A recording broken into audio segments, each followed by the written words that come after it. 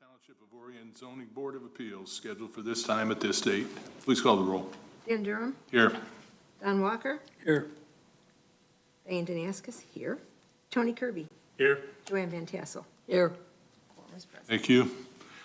Next, we have the minutes from the July 24th meeting. Does the board have any changes they'd like to make or any motions? Mr. Chairman, I'd like to make a motion that we approve the minutes. Support. Never mind. We have a motion on the floor to accept the minutes as presented with support. All in favor? Aye. Opposed? Hearing none, that passes. Move to approve the agenda as submitted. Support. Motion to approve tonight's agenda and support. Again, all in favor? Aye. Opposed? That passes too. We're ready to go. Before we open the first case, we have a deep docket with a lot of individual pieces. Everyone that came tonight to speak to this in a public forum will get their opportunity. Your opportunity will consist of 3 minutes, one time at the mic. I will be taking time, and when I mention thank you for for coming in, that'll be your 3 minutes. So decide what it is you'd like to say before you come up. That is for respect to the board members' time as well as the poor folks that are at the bottom of this agenda. We don't want to make everybody wait all night if we don't have to. So, having said that, we will start with AB 2023-17, Metro Detroit sign for Sleep Number Bed at 4956 South Baldwin, Sidwell 09-32-377-057. Applicant is seeking 2 variances from sign ordinance number 153, non-residential wall sign zone BIZ. They would like a variance for 2 wall signs above the 1 allowed for a total of 3 wall signs, south elevation, west elevation, and east elevation. And number 2 is a 66.66 square foot variance above the allowed maximum square footage of 200 square feet for 3 wall signs totaling 266.66 square feet. The south elevation being 94 square feet, the west elevation being 86.33 square feet, and the east elevation being 86.33 square feet. Hi there, introduce yourself and let us know what you'd like to do here. Hello, I'm Kevin Dieters from Metro Detroit Signs, the applicant. You just read out our case, what we're asking for, so I don't need to repeat that. But basically, we have sort of a verbal approval for the sign on the east, which faces their parking lot, and also that would be the sign above the customer entrance. We're asking for a sign on the south elevation and then a sign on the west elevation, which faces Baldwin. The south sign is critical because it would be visible from Brown Road, particularly traffic coming, that would be west on Brown Road. And then also there's an entry drive on the south end of the property where when people turn into Huntington Bank's parking lot, they can turn left to go into Sleep Number's building. It's not there yet, but it's being constructed. So we would like to have some visibility along that entry drive on the south elevation. And as far as having a sign on the west elevation facing Baldwin, that's their only major thoroughfare. That's the road where their address is located, so they'd like to have, obviously, a sign facing Baldwin Road if they can. I know the square footage of our signs is a bit significant, but the size of the letters are actually pretty small. They're really only 2-foot channel letters. We've got that big circular logo in the middle, and then a lot of dead space along the top and the bottom of the letters that, because of how large vertically the logo is, makes our signs seem quite a bit bigger than they actually are. 2-foot channel letters are relatively small. Usually for most signs, your channel letters tend to be about 3 or maybe 4 feet on the large size for standalone single-tenant buildings. And then there's the Aspen Dental that's 1 building north of where our building is proposed, and they also have a sign on the southeast and west elevation as well. So we're asking for something comparable to what they have. And I think what we're proposing is pretty reasonable. It wouldn't be an eyesore, wouldn't detract from neighboring properties. It would be adequately visible for traffic along Baldwin, for visibility along Brown, and then also identification above their main entrance. So I'd be happy to answer any questions you have. Thank you. I have one for you. You've seen that site, you've been there, Which one? where this building is going to go? Yes, right now it's just a big mound of dirt, but yes, yes, I've been there. You recognize the challenges in slowing traffic down on Baldwin to try to get anybody into the front of that site at all? It narrows right there. It doesn't, I mean, you go through and one lane turns and goes up Brown, maybe. Maybe they're going for Taco Bell and they don't turn and go up. Are you talking about heading north on Baldwin as you Yes. cross Brown Road? Yes. Okay, say again. So what was your question? The question is, there is a tremendous amount of traffic that passes through there and it's confused on a good day. Do you believe the signage that you're proposing on Baldwin would have any way to make it worse? I don't believe so, no. I think, having signage on Baldwin, and particularly on the south elevation as you're heading north, that would actually be an asset to traffic on Baldwin, and that would increase traffic flow. Thank you. Board members.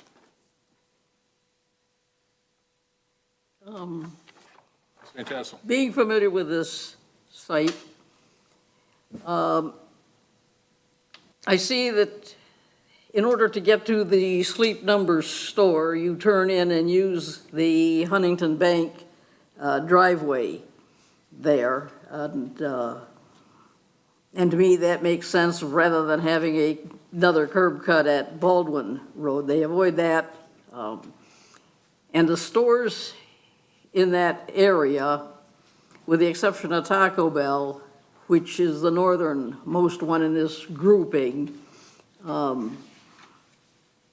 all, for the most part, come in off of, I'm going to say Georgia, which is the street to the east, further east from this parking lot you see there at Aspen Dental. And but it is possible for people to leave Aspen Dental or Chipotle or any of the other ones in there and come out onto Baldwin. But I don't see any other way for this site to be served other than using the Huntington Bank driveway. Is that the only entrance? Yes, it is. They, as she said, they don't have their own separate entrance, which would be about 50 feet north of the Huntington entrance. Wouldn't really serve too much of a purpose to have two curb cuts that close to each other. Let me ask a question, Mr. President. So what is your signage at that point, that entrance point from Brown Road? Well, you can't enter from Brown Road. As you're traveling, that would be west on Brown Road, and you look to your right, you would be able to see our sign from the south. But in order to enter Sleep Number's site, you would need to turn right, head north on Baldwin, and head in that way.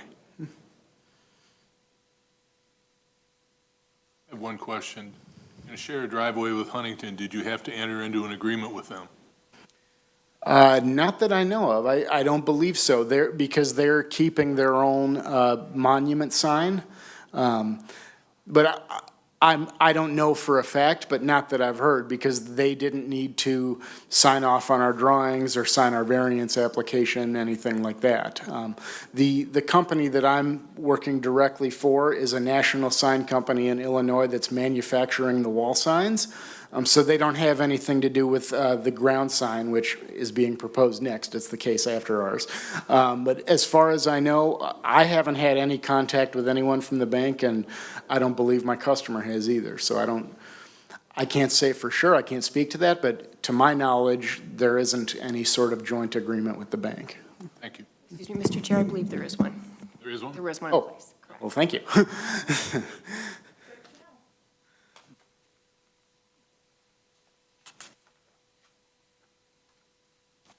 The board members are thinking this over. Do we have anyone out there that came to speak specifically to this case tonight? Okay, seeing none, thank you. Mr. Chairman, just for the record, I'd like to note that the fire marshal was approached and has no issues with this. Thank you.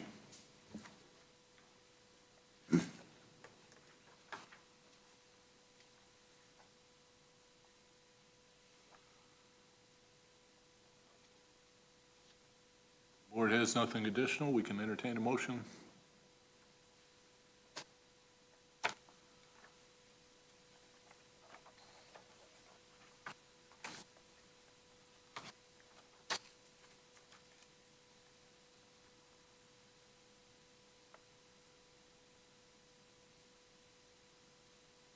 Chair, I have a question. Mr. Walker. What is the size of the sign on the east wall? 86. Okay, the sign on the east is 86.33 square feet, as is the sign on the west. Those are both 86.33 square feet. The sign on the south is just a touch bigger at 94 square feet, proposed.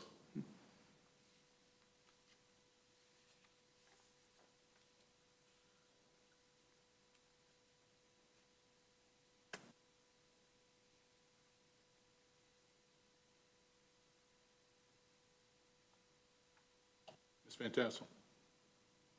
I would move in the matter of ZBA case number AB 2023-17, Metro Detroit signs for sleep number bed at 4956 South Baldwin Road, Sidwell number 0932377057. I move that the petitioner's request for two variances from sign ordinance number 153, non-residential wall signs in an area zoned BIZ, and that's business improvement zone, a variance for two wall signs above the one allowed for a total of three wall signs on a south elevation, a west elevation, and an east elevation, and a 66.66 square foot variance above the allowed maximum square footage of 200 square feet for three signs totaling 266.66 square feet. The south elevation is 94 square feet, the west elevation is 86.33 square feet, the east elevation is 86.33 square feet. Be granted for plans, date stamped June 13th, 2023, because the petitioner did demonstrate that the following standards for variances have been met in this case, and they are set forth as follows. The petitioner does show the practical difficulty in that the ability to get to the store is limited to the lack of curb cuts on Baldwin and must therefore use the driveway that serves the Huntington Bank in order to access the parking lot, which is to the rear or to the east of the store. The following are exceptional or extraordinary circumstances or conditions applicable to the property. I would say this property sits lower than the surrounding businesses. The Aspen Dental site, which is the one immediately north of this site, towers above this proposed store. And I would note that as Baldwin proceeds north from Brown Road, it is going uphill all the way until it gets past the development north of Jordan Road. The variance is necessary for the preservation and enjoyment of substantial property rights possessed by other properties in the same vicinity. And again, because of the traffic that proceeds on Baldwin, and in this area on Baldwin, it is 3 lanes going north. The additional signage is needed so that somebody looking for the Sleep Number store who's not that familiar with a location isn't looking around, well, where is it? And with the 3 signs, it's visible. And having one on the west elevation facing Baldwin Road makes the location of the store visible to people who are southbound on Baldwin, who have the ability to make, in effect, a U-turn at the traffic light and come back to the site.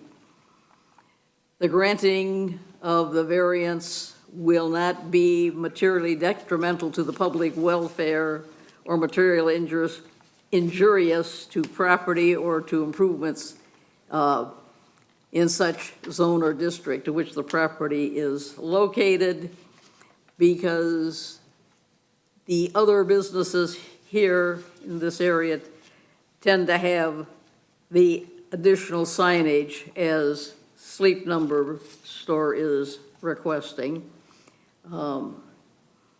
And further, based on the following findings, the grant of the variance would not impair or an adequate supply of light or air to the surrounding properties. They sit lower than surrounding properties.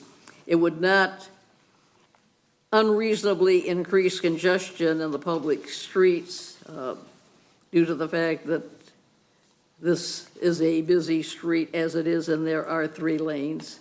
It does not increase the danger of fire or endanger public safety. It does not unreasonably diminish or impact established property values within the surrounding area, and or in other respects, it does not impair the public health, safety, comfort, morals, or the welfare of the establishments in the township. Or Any further discussion by the board? Any questions? Mr. Chairman, I have one. Mr. Kirby? It is my understanding that we have these 3 building signs, and then our next case is a monument sign for the same place. Yes. We will get to that one. We will get to that one. I'm torn here because from my understanding, we have 3 wall signs. We will now have 2 signs saying Sleep Number, one on the building and one on the monument side, both on the west side. Am I correct in that? If it's approved, you If they're both would. if they're both approved. Yes, if they're successful. Okay. Can we join these 2 together, or must we hear them separate? They're separate. The applicants wanted to be separate. And there are different applicants. The- I mean, the same store, but I understand, because this puts us into a position to make an interesting decision. So I just need some clarification on that.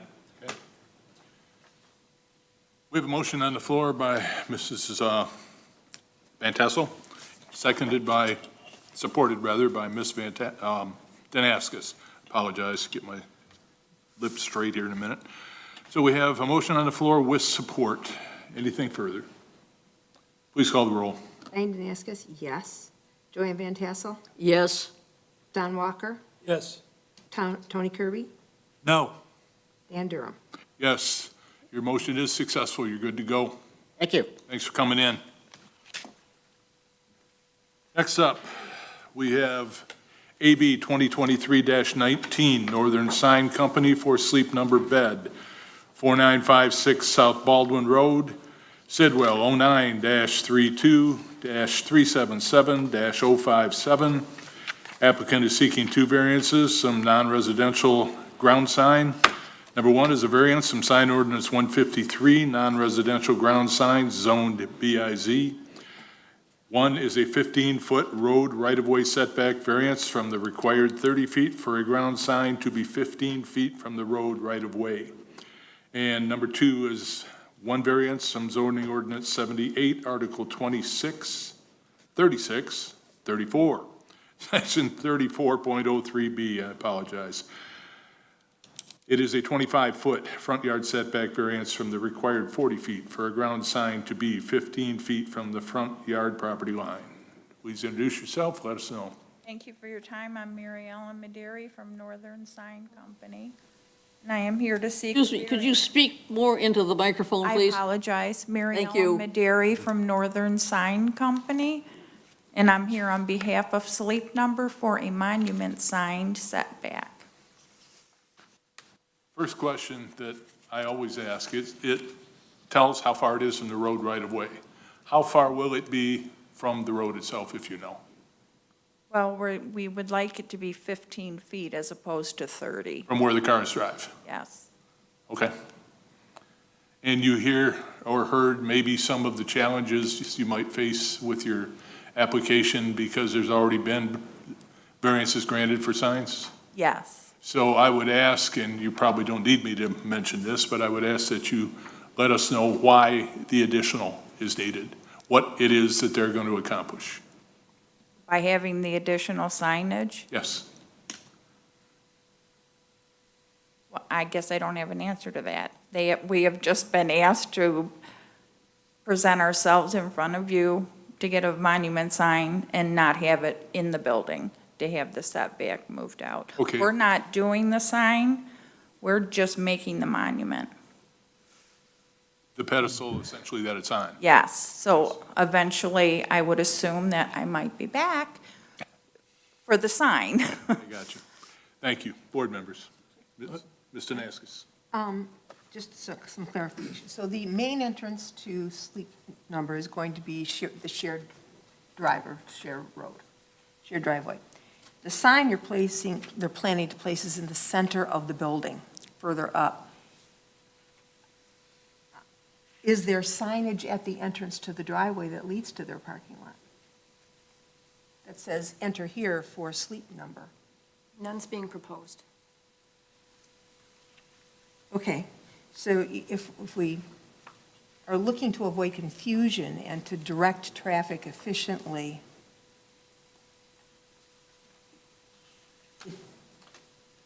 I would think that if a sign is going to be requested, any kind of a standalone sign, that it should be to clarify where they need to enter to get into Sleep Number.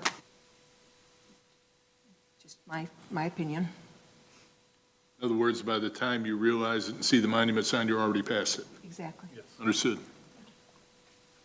And my question is, we've just granted the variance, so they now have a sign on the building. Do they need two signs basically in the same location? Well, I understand where you're at because we just heard the previous applicant that was successful state that they needed signs on all three sides of the building. They have signs now on all three sides of the building. Yes. So I'm trying to see the practical difficulty in granting this variance, and I'm not seeing one. It's fantastic. I have to speak against granting this variance for a monument sign. I have checked along Baldwin Road from Walden 2 miles down to Brown Road. There are only 5 businesses in that entire 2-mile stretch that have monument or ground signs. One of them is Baldwin Commons, which is directly across the street, and that monument sign is real huge. It's in the Men's Warehouse parking lot. It is above the road right-of-way by a considerable distance. It does not interfere with its location with traffic exiting Baldwin Commons there at the traffic light. And there's any number of exiting vehicles who want to turn right, who look north. Is traffic coming? If not, then I'm going to make a right-hand turn and be on my way.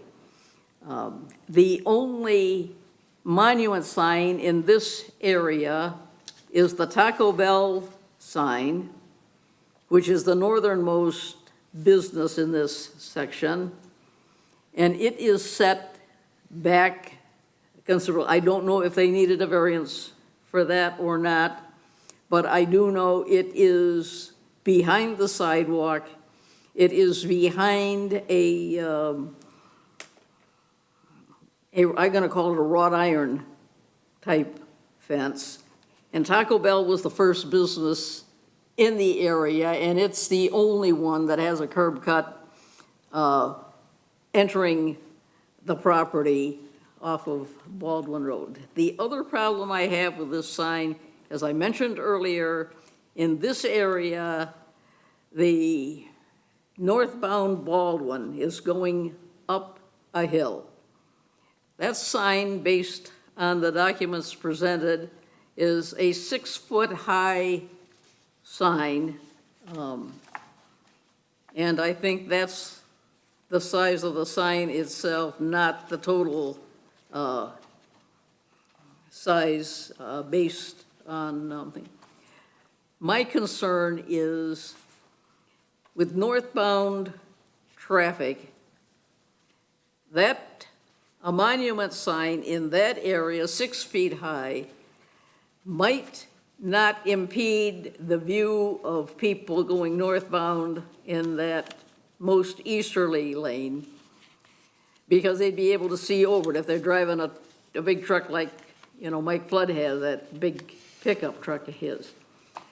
But for people who drive sedan-type vehicles, or some of these new electric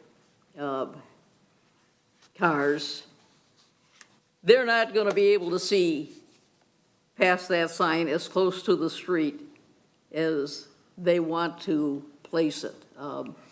I just don't feel in this case a monument sign is needed. And if you wanted to go a little further north to the standalone Lazy Boy sign there, you have to hunt for the Lazy Boy sign because it is inside their parking lot, and it's just a little tiny thing. To tell you the truth, if I wasn't looking for monument signs, I would have said Lazy Boy doesn't have a monument sign. But since I was looking for them, doing a survey, I said if they want to, I think Mrs. Danaskis makes a valid point about a sign closer to turn here for sleep number at the Huntington Bank driveway, and that's more a direction sign than a monument sign. And if this is not granted, they might want to look at that option, because I think it would serve traffic better and it would serve sleep number better than this monument. They have a nice looking sign, grant you that. It's just the location isn't favorable in my opinion. Thank you. For the applicant, you've heard us sit up here and voice all kind of concerns. If you have any counterpoints or answers, please, that's what you're here for. And I wish I did, but I mean, it's valid what you're saying. I do think that the directional is a really good idea to go back to them with, though. You have a couple of options here. First of all, Mr. Walker, do you have anything? Okay. You have a couple of options tonight. And Lynn, correct me if I'm mistaken. You can either ask, I'm sorry? You can either ask to have a vote on what you brought, but you're getting, I think, an idea of the temperature here in the room. Mm-hmm. Or you can, you can ask that perhaps it be postponed, withdrawn to a date certain later.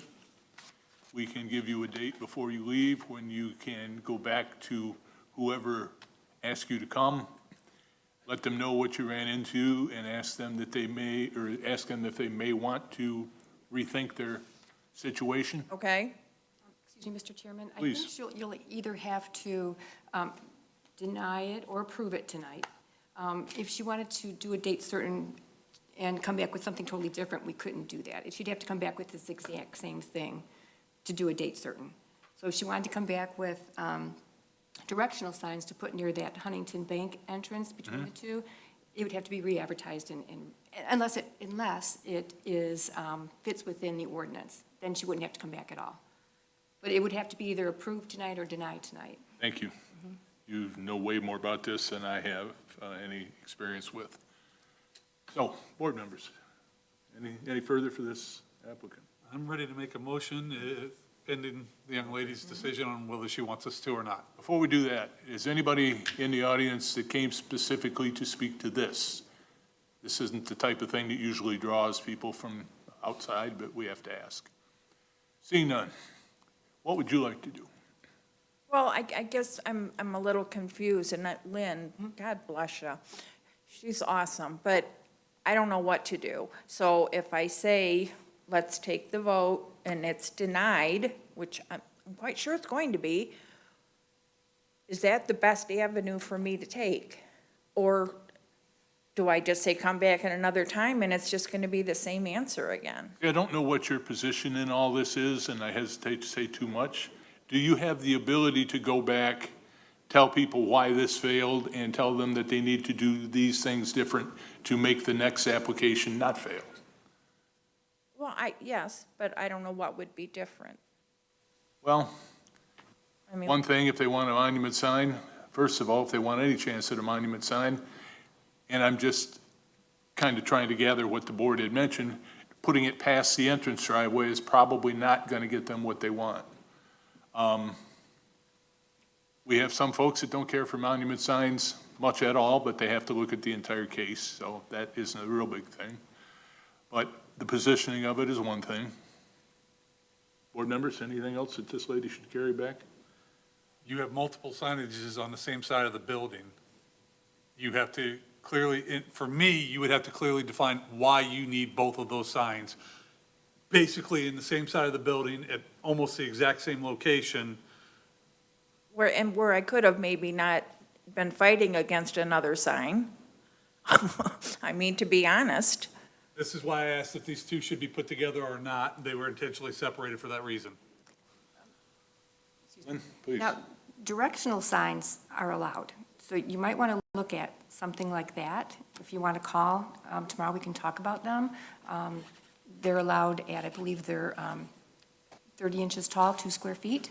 What is it, 30 Lynn? inches tall, 2 square feet. Okay. And that might be something sufficient at that entrance between the bank and the sleep number bed, if this should get denied. Lynn is rarely here with us. She just happens to be making a guest appearance tonight. So it's nice to have somebody that has been through this information once already. Yes, yes. You're waiting on me, aren't you? Well, kinda. I mean, I hate to say, go ahead and deny it. I feel like I'm, really letting them down, but I guess I still Well- don't. They still have to make a motion. No one's made a motion yet, so. And even if that's what happens, you don't have enough information or maneuvering room to do anything about it tonight where you are. Right, You seem to have hit a cold spot here with the board in this particular one. Now, who knows if you'd have come up first instead of the one that needed 3, but that's not the way it came. right. So it's got nothing to do with you or your presentation. You've heard the Thank you. commentary. Mr. Kirby. One of the things that I point out, not just for you, but for anybody in general, you're building the monument. He's building the signs. Where's the owner of the store? Oh, I know. And the only reason I say that is, he may know exactly why he needs that sign there or wants that sign there, but if he doesn't come here and tell us, we have no way of knowing, so we have to go off what's presented. So this isn't on you in any way, shape, or form. You came in and did the best you could. The owners of these buildings who want these variances need to realize that you have a job. Your job is to put a monument in. You don't know everything that they're planning. They should send somebody down to help represent, to help you do what they're asking you to do. And that invitation was, I reached out with that invitation. Just my 2 cents worth, and I'm one guy here. No, I appreciate that. I agree. In my experience, and you're under no obligation to even listen, but in my experience, what people here are believing and looking at this and you're hearing is so dramatically different from what you brought. I don't believe you have much option other than to ask, because if you come back, if they send you and another person or two back, they're going to have to ask for something different if they're going to succeed. So knowing that it has to be different anyway, I don't know that you're causing any issue at all by asking for a vote on what you brought. That's just my opinion. No, and I appreciate your opinion, and let's vote. Mr. Chairman, I'm prepared to make a motion. Mr. Kirby? In the matter of ZBA case AB-2023-19, Northern Sign Company for Sleep Number Bed, 4956 South Baldwin Road, Sidwell 09-32-377-057, I move that the petitioner's request for 2 variances for non-residential ground sign, 1 variance from sign ordinance number 153, non-residential ground signs, Zone Biz. 1, a 15-foot road right-of-way setback variance from the required 30 feet for the ground sign to be at 15 feet from the road right-of-way, and 1 variance for zoning ordinance number 78, Article 34, Section 34.03B, a 25-foot yard setback variance from the required 40-foot for a ground sign to be 15 feet from the front yard property line, be denied for plans date stamped July 6, 2023, because the petitioner did not demonstrate the following standards for variance having been met in this case.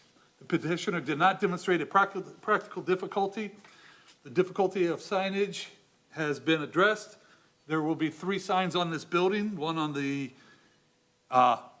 east, south, and west side. And the monument sign in question does not add any clarity to the entrance or exit of the building. It is just additional signage. The petitioner also did not establish a unique or exceptional circumstance or condition applicable to the property involved that did not generally, having trouble today, did not apply generally to the other properties in the same district or zoning because of a lack of monument signs in this area because of the nature of these properties. Number 3, the variance is not necessary for the preservation or enjoyment of the substantial property rights possessed by others in the same zone and vicinity based on, there are 3 signages on this building which follows a pattern of other businesses in this area and therefore does not require the addition of a monument sign. 4, the granting of this variance or modification will be materially detrimental to the public welfare or materially injurious to the property or to the improvements in such a zone or district to which the property is located based on the following findings. The sign and closest of the monument sign to the road could actually cause a visual impairment to those driving along Baldwin and thereby cause a public safety hazard. Okay.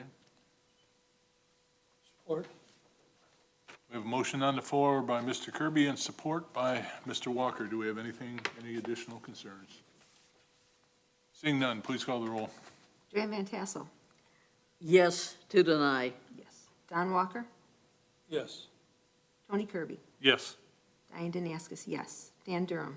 Yes, Motion to deny. your request has been unanimously denied. If they have concerns or questions, you can always give them a phone number to call, after you've explained it to them. And whoever they are, with the presentation that came in, I don't believe they would have had a chance either. Okay. Don't feel bad about this. It's No, well, nothing you that's did. good. That's good to know. I don't feel bad. I figure I do the best I can do.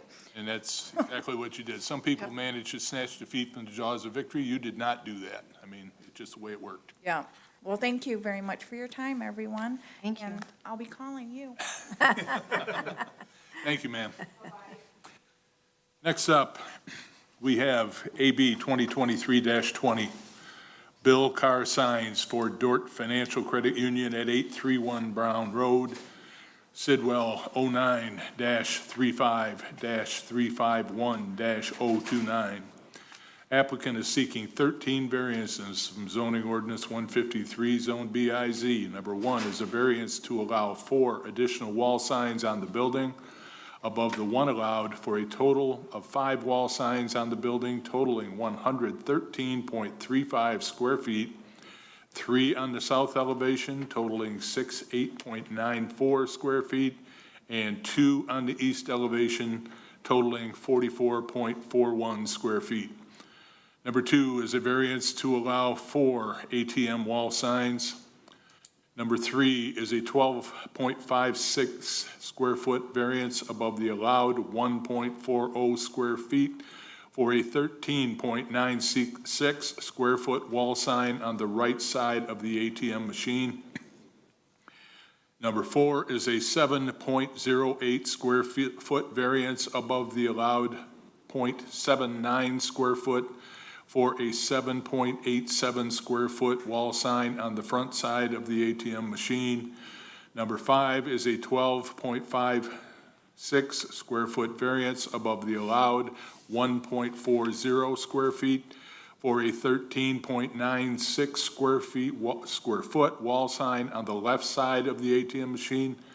Number 6 is a 14.3 square foot variance above the allowed 1.59 square foot for a 15.89 square foot wall sign on the back side of the ATM machine. Number 7 is a variance to allow 12 VTM machine wall signs, 3 machines with 4 signs each. Number 8 is a 12.56 square foot variance above the allowed 1.40 square foot each for 13.96 square feet wall sign on the right side of 3 VTM machines. Number 9 is a 7.08 square foot variance above the allowed 0.79 square foot each for a 7.87 square foot wall sign on the front side of 3 VTM machines. Number 10 is a 12.56 square foot variance above the allowed 1.40 square foot each for a 13.96 square foot wall sign on the left side of 3 VTM machines. Number 11 is a 14.3 square foot variance each above the allowed 1.59 square foot each for a 15.89 square foot wall sign on the back side of 3 VTM machines. Number 12 is a variance for 3 directional signs above the 4 allowed for a total of 7 directional signs. And number 13 is a 3 square foot total variance for 3 directional signs above the allowed 6 square feet, 2 square feet per each sign for a total of 9.9 square feet, for a total of 9 square feet. Please introduce yourself and very slowly explain what's going on with these. Take a drink of water, Dan. If I have ever seen a VTM machine, I'm not aware of it.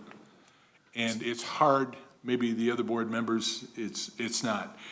Lynn has done an admirable job of breaking this down and explaining it, but it still helps to be able to see it, okay? I'm a big person and liking to go properties, there's a stake there, that's what they want to do. So we're going to need as much help as you can give us. Absolutely, that's what I'm here for. So I'm going to start with I'll introduce myself. I'm Jim Neestroy with Bill Carr Signs, representing Dort Financial Credit Union. I also have Dan Gilbert here from Dort Financial as well to help answer any questions you guys may have. I am going to give you these right here for you guys just to kind of view. It's just a close-up to kind of help you guys get an understanding of the property and the logistics of how it sits, just a little bit bigger view. That is helpful, thank you. Can you see it okay? Yeah. I'm familiar with this I site. don't buy it. So obviously, from what you've read, we're asking for a lot, some large, some very small. The biggest thing I guess I'm going to discuss with this property is it was obviously bought and owned originally by Bank of America, which closed back in September of 21. Dort Financial purchased it in August of 10th of 22. So the bank has sat dormant, empty since then. This property is unique because if you look at that map, the building itself sits considerably farther back, 50 feet farther back than the other buildings to the east and to the west. The buildings to the east, the car wash and the mattress firm are all 50 feet further closer to the road than what the actual bank is. And then you have to the west of that, you have the Miller's Landscaping that has their enormous, beautiful waterfall landscaping that blocks the entire view if you're heading eastbound on Brown Road. Same if you're heading westbound on Brown Road, the bank's blocked by the car wash and mattress firm. So that is the biggest reason why we're asking for the amount of wall signage that we're asking, is because of this vicinity of how that building sits on the property, and how far it's back. The total there, and obviously you went over the total of square footage that we're asking for, the wall signs on the, both on the east and the west sign, wall signs, those are all non-illuminated wall signs. None of them are illuminated that we're asking for. They're all aluminum construction. And we're gonna get into, real quick, I'll touch base, get my sheet out here. Where did I go with it? There it is.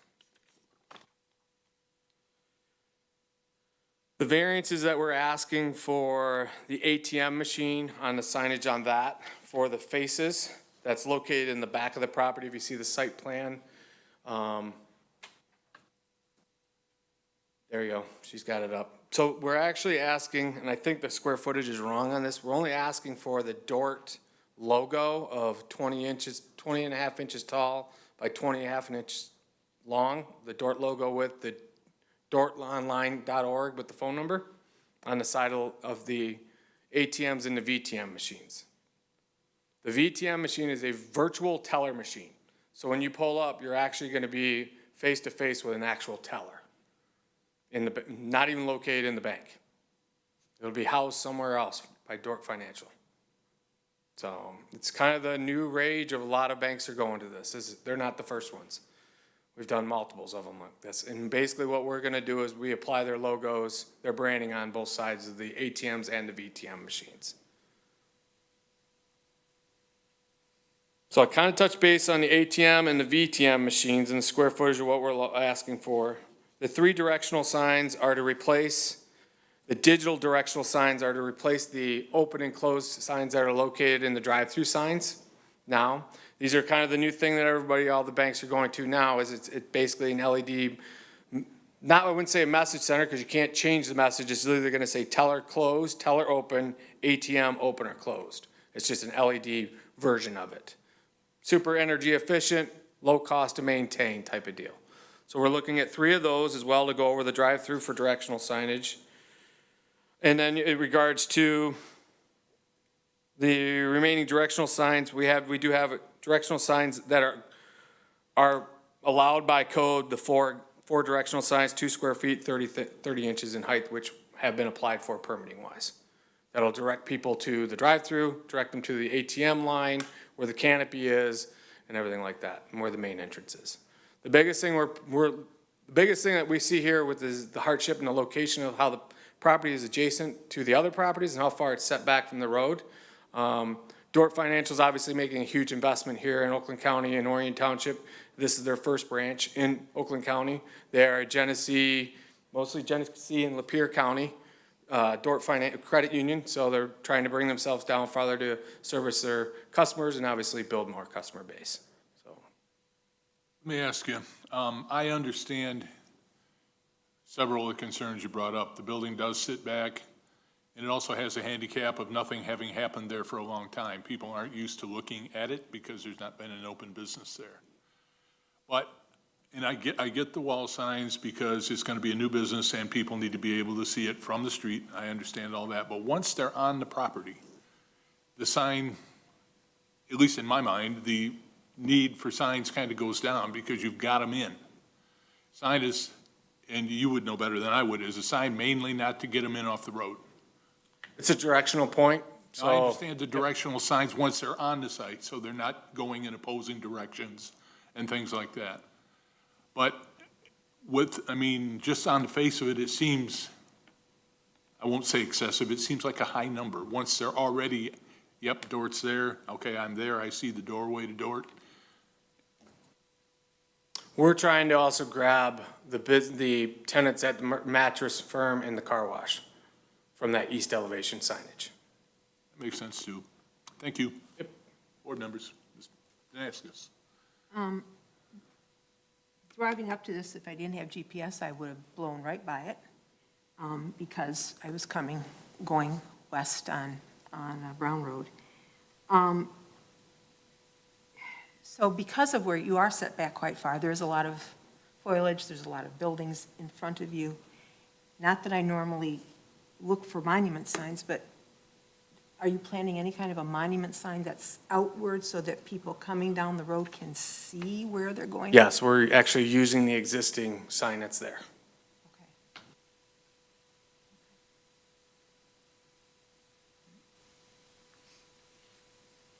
Yes. Fantastic. Just to clarify that issue, you don't see it on the aerial that he gave us, but if you go to the Google Earth site plan one, and you look carefully at it, and you go, and I'm running my sign my sheet like this right now. As you are eastbound on Brown Road, you will notice after you pass the signs for Meyer there, that the road gets a little wider and there is a left-hand turn lane that leads right to the driveway of the bank. And there's a traffic light right at that thing that doesn't show in the aerial. And I can tell you that people do use that left, so the people who are eastbound, have an opportunity to easily get into this site. For people who are westbound, here it is, but it's a right-hand turn and it doesn't impede traffic that much. And I would say, yes, you're faced with a township-created practical difficulty in that they allowed Tommy's Express Car Wash and the mattress firm to be located where they are, which effectively blocks your building. Until they were built, Bank of America stood out there in all its glory and nothing interfered with it until the car wash got built. And there's more business going into that car wash than you can count. And whatever goes in comes out, and it just adds traffic. And I think your requests are reasonable. I don't do business, I never have done business with your company. So I've got, no dog in the fight, so to speak, but I just know, you've been presented with a problem not of your own making.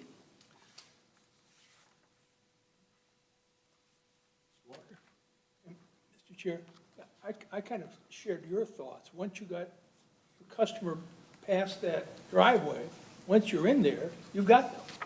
There's nothing else in that driveway except Dort Financial, correct? Correct. Okay, so the fact that you want all of these additional signs and telling me that, or us, that this is the wave of the future with VTMs, which I've never heard of. Of course, I'm kind of old, so I don't know what a VTM is.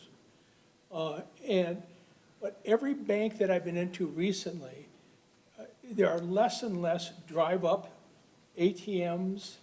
There are almost non-existent drive-up physical tellers. You go inside of a bank, there are one or two tellers in the bank. There are no people around inside of a bank. Is Dort different than all these other banks that I see? I'm gonna let Dan answer that because he's Okay. financial. My name is Dan Gatfield. I'm with Dort Financial Credit Union. Yes, we believe we are different from a bank. For one, this site here will not have tellers inside the building. So our space is dedicated to member service representatives who will help with accounts, will help with loans, things like that. The teller services are actually based out of Grand Blanc. So the machines that you were talking about, the video teller machines, they're basically a glorified ATM, but they have additional functionality, which is what Jim just described. We have teller services through these machines. They look just like an ATM. In fact, they dual purpose as both. So that's what makes us different, aside from some of the other obvious reasons of a bank versus a credit union, but this is the way we differentiate ourselves. We're very happy to be here. We just want to keep a consistent look and feel to all of our newer buildings, and that's what we're trying to do here. Mr. So Chair, there'll be no customers going inside? Oh, no, we expect a lot of, we have a good solid membership base here already, and we expect to make a lot more new friends. Yeah, We have human tellers inside or help inside the building? absolutely, we will have employees in the building, just not tellers. But the teller service is available through these machines. Because I've been told by my kids that I'm a dinosaur because I still use an ATM. They say, all you have to do is take a picture of it and throw the check away. Well, I can't do that. Something in my DNA says I can't do that. I'm the same way. Yeah, absolutely. So, but this would seem to be, this is another step in that direction where you don't need a whole bunch of stuff, and yet you've got all these directional arrows and things. I'm a little confused by the magnitude of the whole thing. Thank you. Mr. Kirby? I look at this from a little bit different.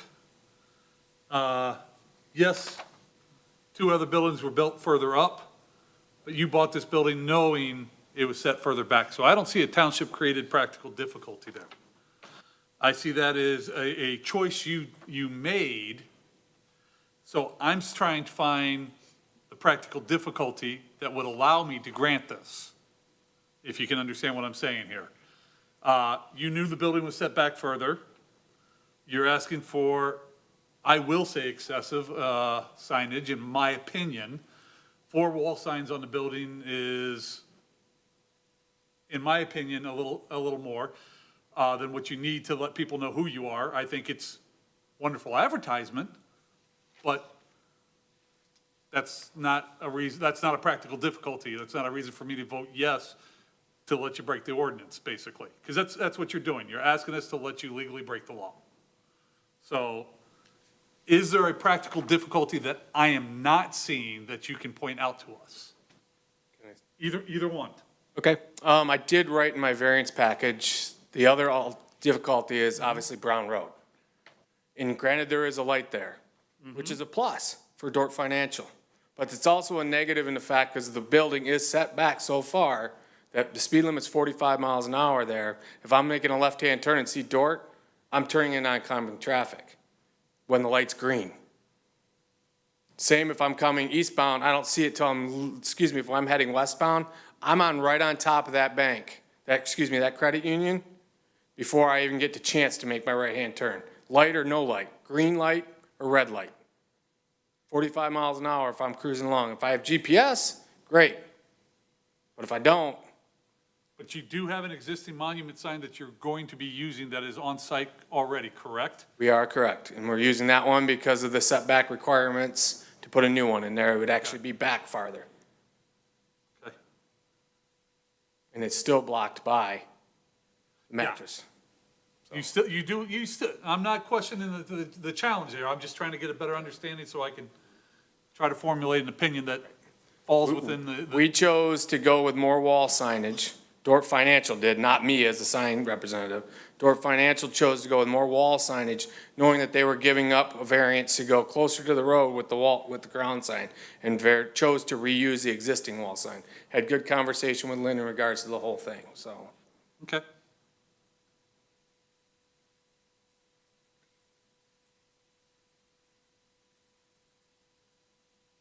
Do we have anybody in the audience that came specifically to speak to this case? Seeing none, thank you. Okay. We seem to be of at least two different minds up here. Give up both of it. Both of these. It's one sign on the east and one on the south. Oh, it's just one? Okay. So you'd have to give up the east. So can I, quick question?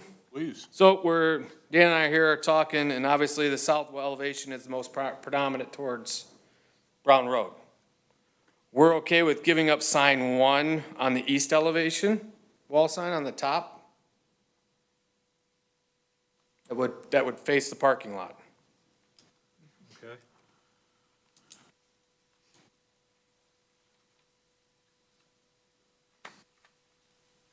You wanna get rid of that one?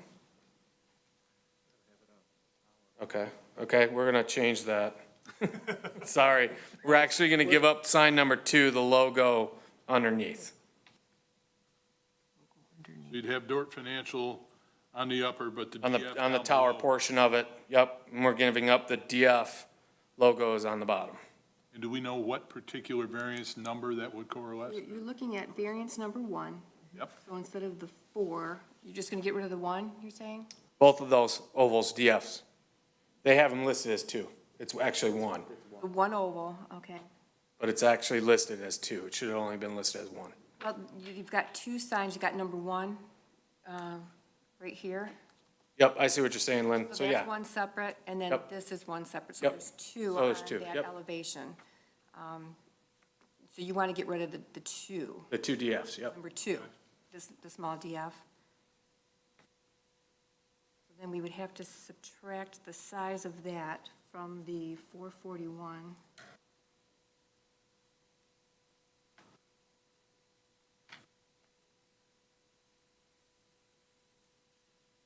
So I have them at 15.72 square feet each. The small circle ones? Yep, At what, I'm sorry? 15.72, exactly what you got written on the screen up there. So that times 2, But you're getting rid of both of them or just one? both. Both of the Oh, circles? okay. Okay.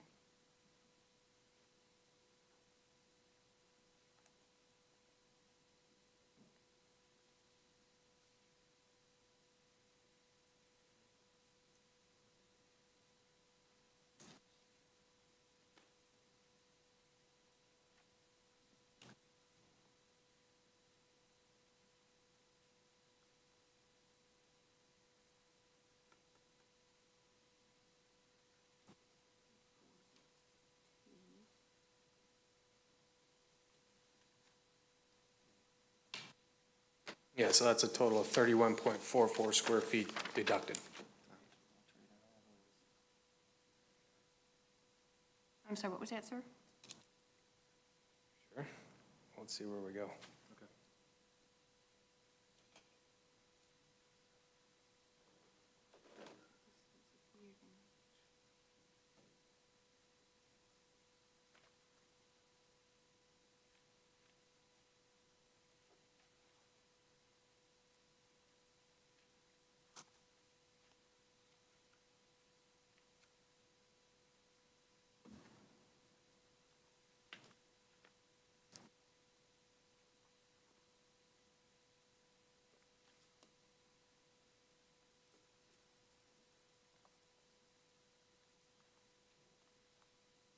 When I look at, Mr. Chair, when I look at the ATM, or, yes, ATM machines, it's requesting a wall sign on the back of the ATM. Is that just the line? Is that what the, I don't see anything on the back of the ATMs other than a blue line.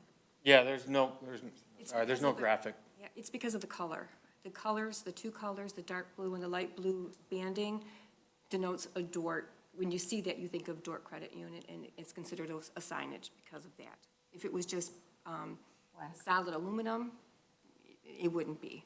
Oh, so Because you're of the counting the color. back, that's why your square footage was different. That's why those square footage, yeah. If you see like a gas station, the canopies over the gas tanks, and if there's like the yellow around it, you think of Shell gas station. So it's considered a wall sign. Wow. Remember, We were just trying to figure out where the square footage was down here, and now we know. Where is it? just remember, out of everybody up here, and you too, somebody's got to keep track of the changes to the request. That's the only chance we've got. So I'm trying to figure it out, so we can. Oh, I move on- appreciate it. Move forward with it. So if we're I going- took the blue line off of this, You'd have to take the blue coloring as well. Well,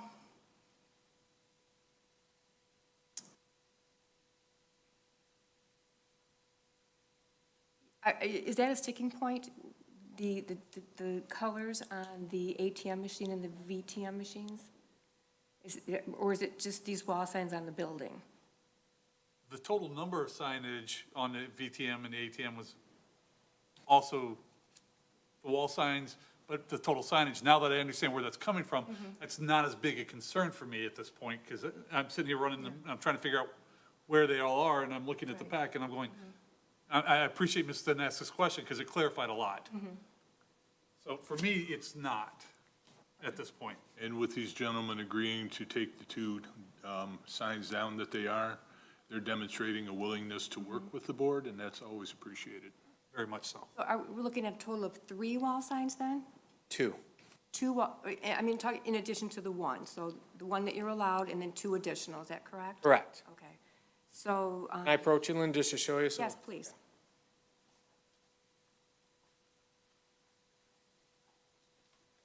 we're going to take away with these two.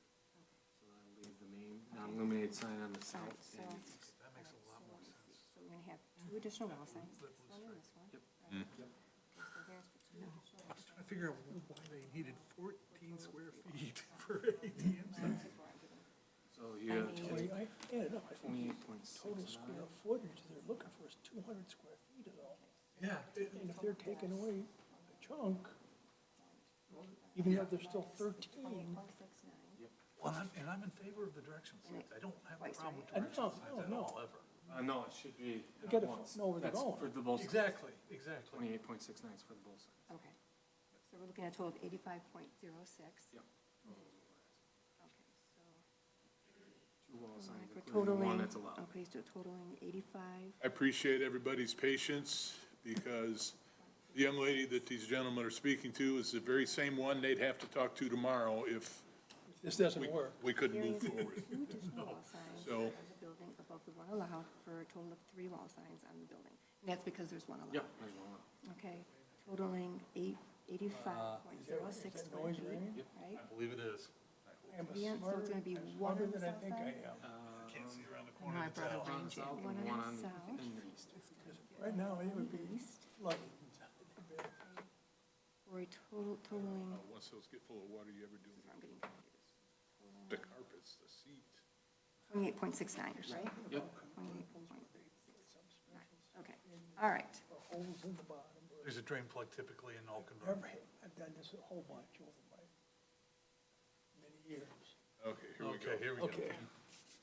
All right, so this is going to be the first one that is going to be changing, as long as you're all okay with the ATM and the VTM and the directional signs over the drive-in lanes. So it's a variance to allow 2 additional wall signs on the building above the one allowed for a total of 3 wall signs on the building totaling 85.06 square feet.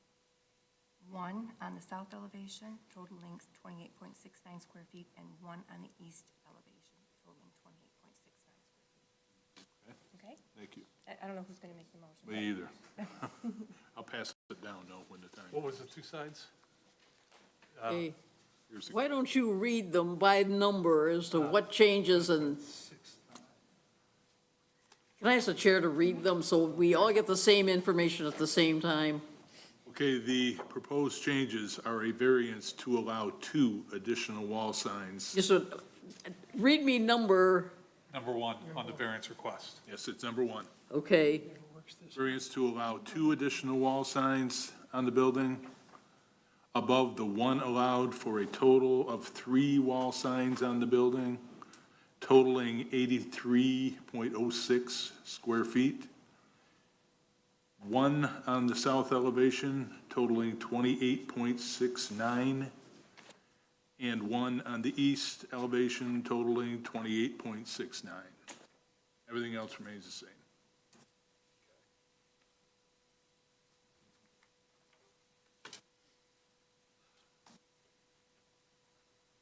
That's the only change? Yes. So now, yes. Okay, now I got a question. Ms. Van Tassel. In my packet, I have a drawing like this. And it says, we're gonna remove the existing ground sign and put a new ground sign, a slightly different thing. But in your conversation, you said we're gonna keep the ground sign. Now, when you say you're gonna keep the ground sign, that means use that existing one. Which, That is is correct. it, is So that this correct?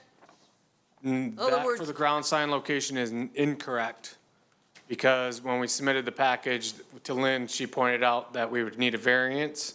So the ground sign is null and void in this whole package. We're actually gonna keep where it says removing existing ground sign, we're gonna keep and reface that existing ground sign. Okay, thank you. Yep. Gentlemen, have anything additional for us? Thank you for your time, because it's a lot, I know it is. I understand your issues there. And while, yes, they did, whoever bought the building did know that the building sat back off the road and those things, they couldn't have known how long it was going to be vacant, which is part of it. And as Ms. Van Tassel said, there are buildings upstream that essentially block it. And it's in everyone's best interest that that building be open and operating, not closed the way it's been for this long time. So in my mind, for you to come in, keep it a similar occupancy and move forward with it, that's something that we need to consider also. Anything additional by the board? Ms. Walker, I just had one question. please. The VTM, I'm back at the VTM again, because I don't quite get that. Now, is that gonna be a person in there, or is that one of this AI things that is a algorithm that's talking to you, or what? So I can actually contest this, Mr. Walker. My daughter works for a bank. And when she was going through college, actually, at Oakland University, she worked for a state bank located in Fenton.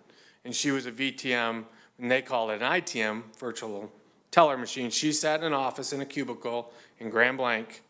And any branch that had a VTM machine, you'd walk up, you put your card in, Kendall would get a ping, oh, Mr. Gatfield's here. Her face pops up on the screen. She says, hello, how are you today, Mr. Gatfield? He says, I'm good. What are you here for? What can I help you with? I'm here to make a deposit. I want to make a withdrawal. I want to transfer money. She can do it all from that machine located right in Grand Blanc. Thank you. Well, now I've got a question. So there is cash in them, similar to a drive-up Oh, yes. ATM now? 100%. Yep. I smiled when he asked his question, because I was gonna go home and Google it. You know, I'm just gonna figure it out later. I didn't know either, I but, don't know how to Google, so I had to ask him. gotcha. Anything additional by the board? No one has anything? We could entertain a motion at any time. Mr. Chairman, Mr. Kirby, bear with me, this is going to be fun. I got you. In the matter of ZBA case number AB-2023-20, Bill Carr for Dort Financial Credit Union, 831 Brown Road, Sidwell number 09-33-351-029. I move that the petitioner's request for 13, oh, pardon me, That's correct. No, you're correct. We just changed the number within within it. the one, okay. 13 variances from the sign ordinance number 153 zone biz. 1, a variance to allow 2 additional wall signs on the building above the one allowed for a total of 3 wall signs on the building, totaling 83.06 square feet, 85. pardon me, 85.06 square feet. 1 on the south elevation totaling 29.69 square feet, and 1 on the east elevation totaling 28.69 square feet. 2, a variance to allow 4 ATM wall signs. 3, a 12.56 square foot variance above the allowed 1.4 square foot for a 13.96 square foot wall sign on the right side of the ATMs, for a 7.08 square foot variance above the allowed 0.79 square foot for a 7.87 square foot wall sign on the front side of the ATM, a 12.56 square foot variance above the allowed 1.4 square foot for a 13.96 square foot wall sign on the left side of the ATM machines. 6, a 14.3 square foot variance above the allowed 1.59 square foot for a 15.89 square foot wall sign on the back side of the ATM. 7, a variance to allow 12 VTM machine wall signs, 3 machines with 4 signs each. 8, a 12.56 square foot variance each above the allowed 1.4 square foot each for a 13.96 square foot wall sign on the right side of the 3 VTM machines. 9, a 7.08 square foot variance each above the allowed 0.79 square foot each for a 7.87 square foot wall sign on the front side of the 3 VTM machines. 10, a 12.56 square foot variance each above the allowed 1.4 square foot each for a 13.96 square foot wall sign on the left side of the 3 VTM machines. 11, a 14.3 square foot variance above, a 14.3 square foot variance each above the allowed 1.59 square foot each for a 15.89 square foot wall sign on the backside of the 3 VTM machines. 12, a variance for 3 directional signs above the 4 allowed for a total of 7 directional signs. And 13, a 3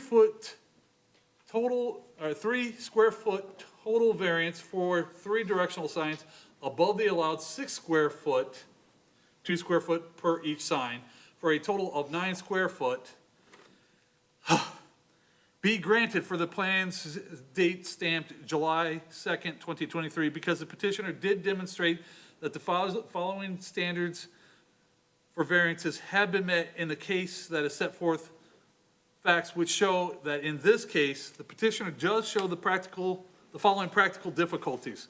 The unique nature of the lot itself, with the building being set further back, and with the addition of newer technology than when this building was originally built, with the advent of the ATMs and the VTMs requiring some additional signage to clarify and propose those, makes this a unique situation to this property that would qualify for the variance. The following exceptions to the extraordinary circumstance or conditions applicable to the property involved that do not apply generally to other properties in the same district.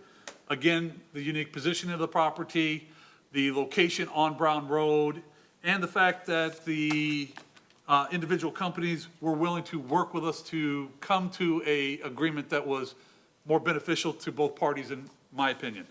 The variance is necessary for the preservation and enjoyment of the substantial property right possessed by the other properties in the same zone and vicinity based on the following facts.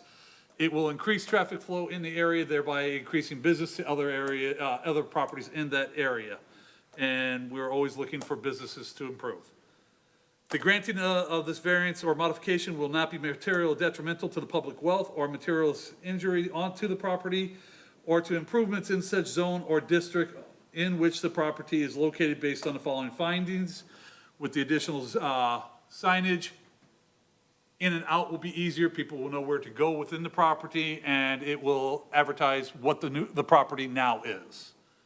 Support, with one correction, if I could. Please. Yes. The date stamp is July 12th, 2023. I believe we said July 2nd. Am I correct? Okay, and I have a question. I was going to make the same notation. Yes, I misread.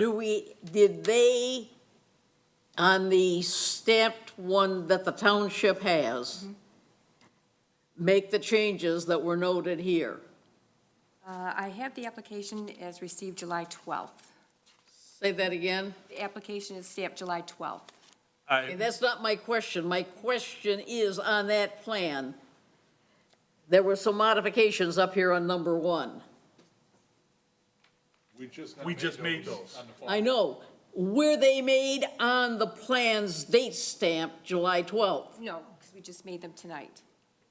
We can always go less. Okay. Right. We can go They, less on- they made corrections tonight Correct. on the plan's date stamp, July 12th, 2023. Correct. Then it should be on those plans as amended tonight, Okay, I see what you, yes. okay? I modify my motion to change the date to the 12th as amended tonight. Thank you. You know, August 14th, 2023. Okay, we have That's where I was going with my comment. Okay. a motion by Mr. Kirby, support with clarification by Mr. Naskis. Mr. Walker, you have anything? Me either. Please call the roll. Tony Kirby, Yes. Don Walker, Yes. Diane Danaskus, yes. Joanne Van Tassel, Yes, Dan Durham. Yes, motion passes. Gentlemen are good to go. Thank you all very much. Very good Lynn, presentation. thank you very much for all your hard work. Appreciate it very much. Thank you for your patience with us. We all got there. Thank you, guys. All right, next. Township should be fortunate to have you guys on their board. It's nice of you to say, thank you. Next up, we have AB 2023-21, Paul, and I'm going to try it, Cassisi, I believe, at 938 Holiday Drive, Sidwell, 09-01-458-037. Applicant is seeking 3 variances from zoning ordinance 78, zoned R3, Article 27, Section 27.05H2. Number 1 is a 10-foot rear yard setback variance from the required 10-foot to erect a 6-foot privacy fence 0 feet from the rear property line to the south. Number 2 is a 10-foot side yard setback variance from the required 10 feet to erect a 6-foot privacy fence 0 feet from the side property line to the east.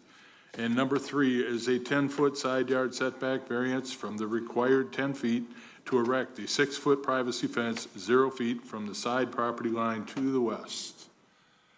Introduce yourself, please. I'm Paul Cassisi. I'm the owner at 938 Holiday, and I'd first like to begin by thanking the board for hearing my appeal. And I'd also like to apologize for not following the proper procedures at the beginning of my project. And I'd like to apologize again to Tracy for the miscommunication and the fence building. Could you help me understand, because when I see fences like this on the property line, particularly when they're very close to other property line or other properties that are requesting a similar variance, it makes me wonder why. Why you would like the 6-foot fence? What do you I was believe? replacing the prior 6-foot privacy fence that was there. There was one that was about 23 years old, and I guess this also began back in March. My wife passed away in March 21st from cancer. Sorry. And so me and my daughters wanted to do a memorial garden in that section of our yard. Excuse me. There was a couple of trees that were overgrown that were actually covering 2 of my neighbor's fences. What happened was there was a chain link fence and there was a privacy fence on my yard. So there's about a 1.5 foot gap in between the two. What happened over the last 20-some years is there was a big box elder tree that was just growing out of control, growing over my neighbor John's and Tracy's sheds. So I had that cut down so I could put a new tree up, and I had another dead tree that cut down at the same time. And when I removed the fence to cut the tree down, I realized how poorly the fence shape it was in. So before putting in the memorial garden, I wanted to have a nice fence behind it so everything looked proper. And it was a maintenance nightmare for Tracy because she couldn't access it to clean up in between the 2 fences, and I never seen it.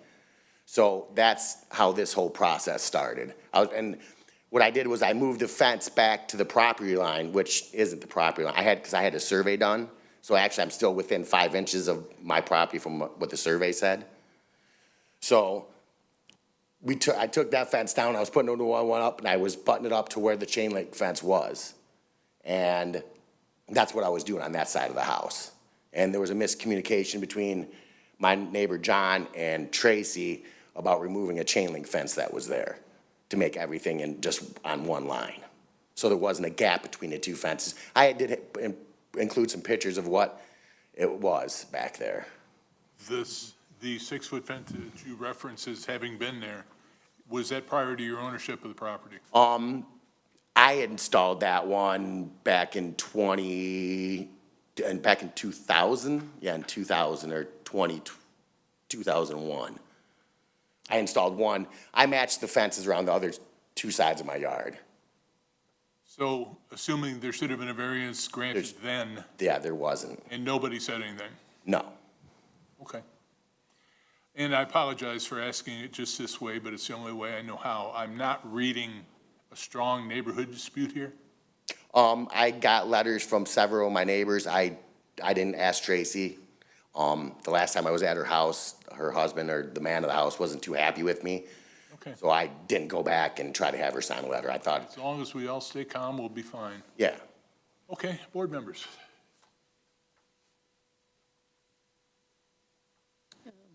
This is We're fantastic. going further. Just a historical note. This is part of the Bunny Run Country Club subdivision that was platted back, I'm going to say, in the 1890s, at a time when Lake Orion was a summer resort area. These properties, if you could follow the little yellow dotted lines, most of those lots were 30-foot lots by 110.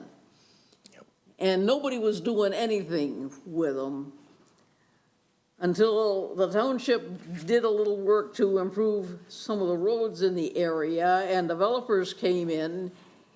And what you see on the aerial photo is what the township agreed to do with a series of lot splits that split them off to make buildable sizes, buildable lot sizes. And even doing that, they still, in the zoning ordinance, modified the setback requirements because of the limited nature of the lot sizes. Most of these are 60-foot lots now. And if you went back to the original platting, I can show you that there were property in this area that was platted with 7.5-foot width, intended for somebody who was gonna come out and pitch a tent for the weekend. I mean, it was that type of a thing. I mean, so they go from 7.5 to 10 to 12.5 to 15, 17.5 to 20, and so on. I looked at that thing when I was supervisor, and I says, you gotta be crazy. I mean, but it helps when you know the history and the background and why things are like they are. And the other thing is, I did travel that area and check along Holiday and along part of Seabury and a couple of other streets in the area. And most of those yards have a 6-foot fence along from the house to the rear yard, 6 foot on each side and across the back. So what he's asking for is what's in keeping with what I observed in the neighborhood. Thank you. You're aware that a 4-foot fence wouldn't require you to get any variances? Yes, I do. But it would not serve your purpose, is that fair? It wouldn't match the rest of my yard. The fence behind me is 6 foot. That's the other side of my house, that's 6 foot. And quite honestly, I hate to be rude, but the house that I'm trying, that's behind me, Tracy's house, is in a state of disrepair. And it's an eyesore to look at, so I'm trying to block that. 99 by any chance? Pardon? Would the address there be 99? I think so. Because I see reference in your pictures. Yes. Okay. Does anybody in the board have anything additional right this second for this gentleman?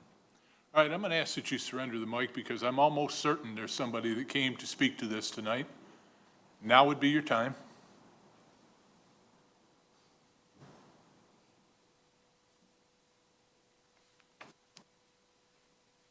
Good evening, I'm Tracy Anderson from 99 Detroit Boulevard. And I'm not opposed to the privacy fence, I'm opposed to the fact that my fence was removed without my permission. So on the night of July 10th, I came home to have my chain link fence, the full side of it on the north property line was missing, and half of it on the west was missing. So I personally don't have a fully fenced backyard anymore. I didn't agree to that. I wasn't asked by Paul if they could remove my fence to put up a new fence. I just would assume, like any person, you're just gonna put your fence up on your side of the existing person's fence. And obviously that was done without variance and without a survey at that time. So there is a report on file also with Oakland County that night as well. So, like I said, I'm not opposed to the privacy fence, I just would like my fence to be replaced that was removed or put back up. But if they have this 0-foot variance, that's not going to be possible because they're trying to put the new fencing up on where my fence was. And I have photos and stuff that show that show the one post, actually I came home and the post was already cemented and everything for the new fencing. Okay, let me interrupt you just a moment if I can. The only purview of this board tonight is to decide on the privacy fence. It sounds like there is an ongoing civil matter between you and the other gentleman, Right. and that would, of course, Yes, that would be a civil court matter, yes. and that would be why Oakland County is a part of this now. Well, yes, but my objection would just be to the current variance being 0 feet from any property lines, because it wouldn't be feasible for me to put my fence back where it was and connect it properly, because on the backside, half of it's cut and the other half is there. So, just so I'm clear, and if I'm a little fuzzy, so is the rest of the board probably, you're telling me that in your opinion, if this variance is granted tonight and he goes home and does it tomorrow, Yes. you're not going to be able to follow through and put your fence back up? No, I'm not. The way the post is, I can show you where the current post is. A new fence would be like zigzagging. Do you have pictures, you said? Yes. Bring them up, please. Okay, so everybody knows what we're talking about. 99 is the second one south of Holiday on Detroit, 09, 01, 458, 021.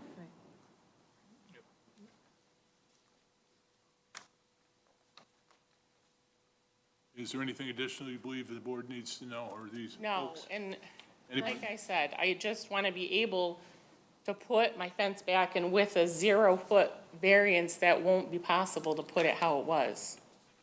And your chain link, ma'am, was 4 foot? Yes. Okay, thank you. I have a question for, 1 second. No, not you, this gentleman. because it might, Not, she's got the floor. and it might be for both of these, the applicant and the neighbor. What are you thinking is practical for the distance between the two fences, and what is the maintenance of that distance going to? So practically, it doesn't, even a few inches in between, I wouldn't mind. I just want to be able to reconnect a fence pole again. Okay, does anybody else have any questions for this young lady? Thank you. Thank you. Do we have any, yeah, come on up. No, you had your hand up. Come on up, sir. I spoke with Tracy about this several weeks ago. You're Mr. Cassisi, correct? Yes. I spoke with Tracy I offered Tracy several times to reinstall this chain link fence. I went to her house 3 times and asked her about it. The last time we spoke, she said she didn't want the chain link fence back up. She was fine with it, the privacy fence being put in. And she even asked me how much it would cost to continue the privacy fence that I was installing the rest of the length of her yard. That was the last conversation we had. So I would have put up her chain link fence at any time. I apologized that night. I have apologized several times since for the miscommunications. I feel terrible about it. And I did the survey, and her chain link fence, after the survey was done, is on my property. That's where it is, right? That's when I had No Ark and Frous, a very reputable company, come out and do the land survey. It cost me $1,700 to do that. Do you Just- agree that you're in a civil mess right now? Yeah, but I have no problem with, if she wants me to move that fence back 3 inches, that fence post that's put in, I'll move it back 3 inches. I don't have any problem with that. So if this board asks you to alter your variance request tonight, you would be amendable to doing that? I'll move that fence, I'd move that post back 3 inches, so, and I'll put back up her chain link fence too. I've offered that several times. I've offered to finish the whole run of the fence the whole way. I mean, I was trying to avoid any kind of civil issue, because I told her I'll do whatever she wants. I've told her that several times, I'll do whatever you want. Again, you heard me mention to her that our only concern tonight is Yes. privacy fence. Yes, If you and she have a civil action, it's stopped on the other side of those doors. Yeah. This board can do nothing with it, and it's not our purview. okay. Am I correct in that, Mr. Walker? In your opinion? Thank you. Mr. Kirby? This is replacing a 6-foot fence that you put up approximately 20 years ago. Yes, Okay. You did not obtain a variance at that time to put up that 6-foot fence, correct? no, I did not. Okay. Just wanted to make sure I understood that. Do we have any other public comment on this particular issue? Okay, thank you.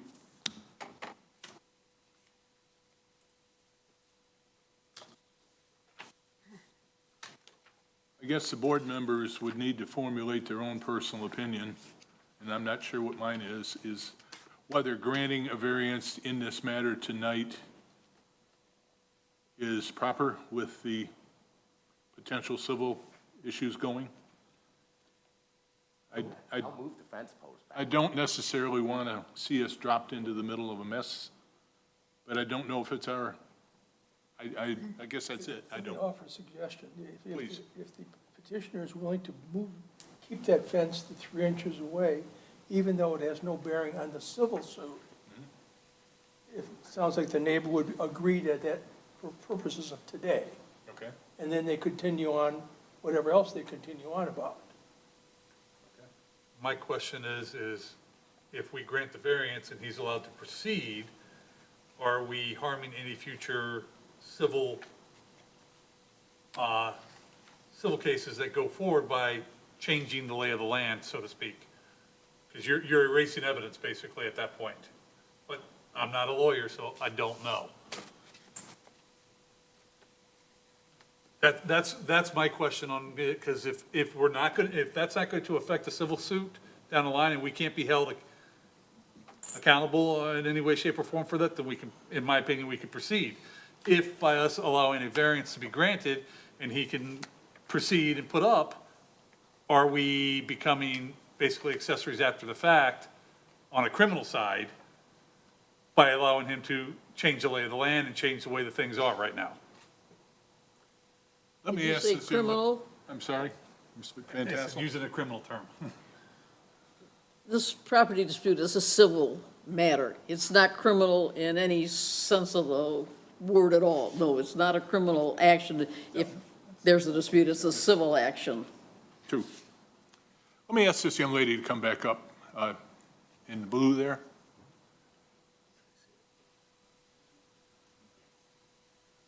Is there something, a way that this gentleman could alter his request and make you go away happy with the fact that that fence is going in?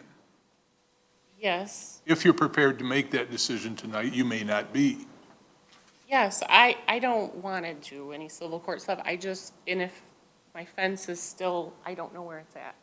Like, the old one, do you have that still? Because I've already consulted with my real estate attorney, and they said the best and easiest solution is for them to just put my fence up the way how it was and go on with it, not to try and put up a new fence and whatever, just put it and make me whole again, put my fence back up the way as it were, and then beyond that, it doesn't matter to me.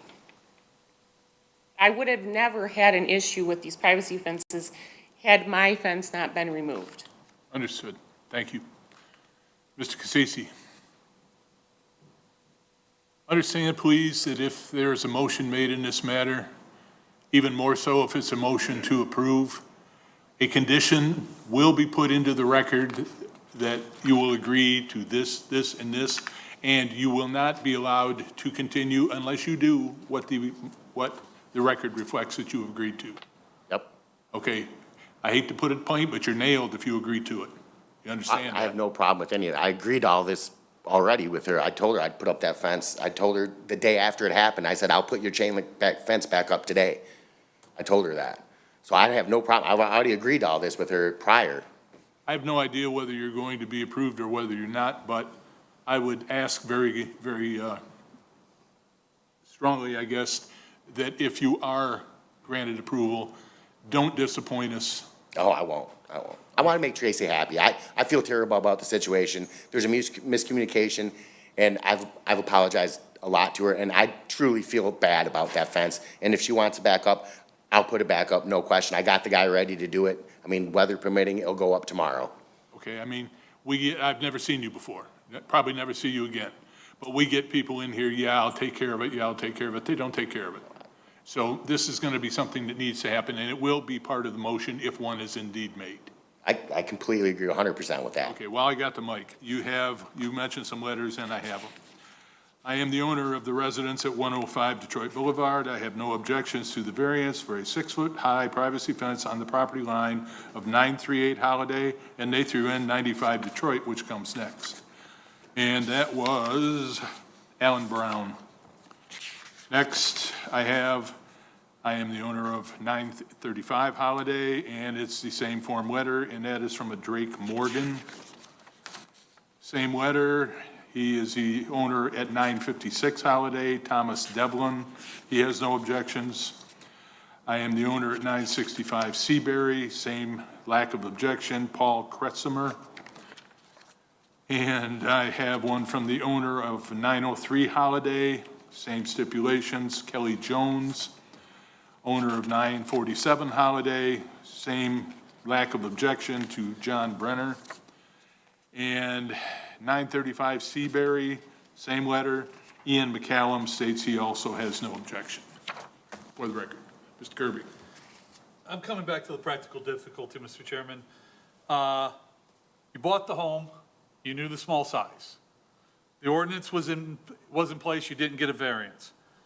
Please help me understand why you need this 6-foot privacy fence. What is the actual practical difficulty here that you're trying to resolve? If I don't have the 10-foot setbacks, on one side of my house, I'll have 3 feet, and on the other side of my house, I'll have 5 feet between my house and my garage. So I couldn't really gain access. It'd be tough I won't be able to gain access on the other side with a gate, and the other side, I wouldn't be able to get my mower in my backyard. And why will a 4-foot fence, which you don't need a permit for, not serve in the same capacity? The privacy aspect of it, and it won't match the rest.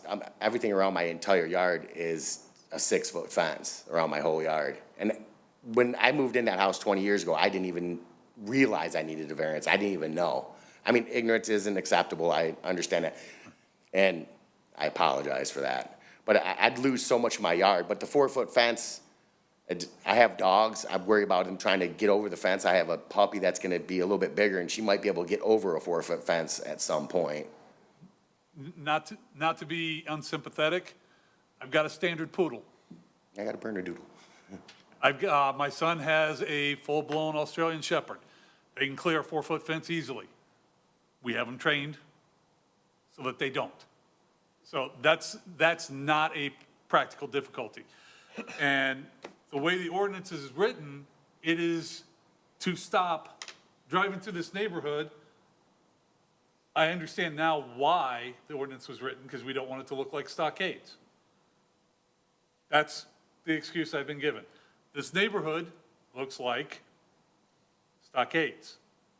So I'm not seeing I'm sorry, I'm just not seeing a true practical difficulty that a 4-foot fence can't cure, or a row of arborvitaes if you want privacy, or something along those lines. But that's just my opinion. I do have to admit, in another municipality, not the township that I moved here from, I lived on a 40-foot width lot. I had 6-foot privacy fence along the back because it was kind of like defining what was mine, and I can see, what I've got versus what all the neighbors have, and I just liked it better. So I understand the motivation. I guess at the extreme end, it could be looked at that you're coming in asking for a variance that you didn't get before to correct a mistake you made then. So I guess we could choose as a board to take that position also. Board members.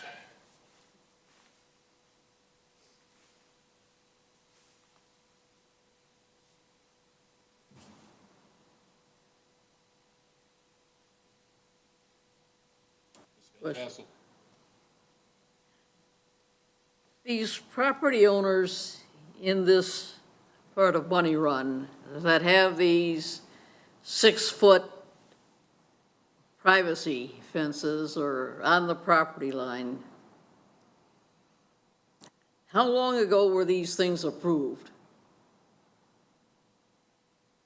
There was one, I think there's one in 2010, I think was the last one.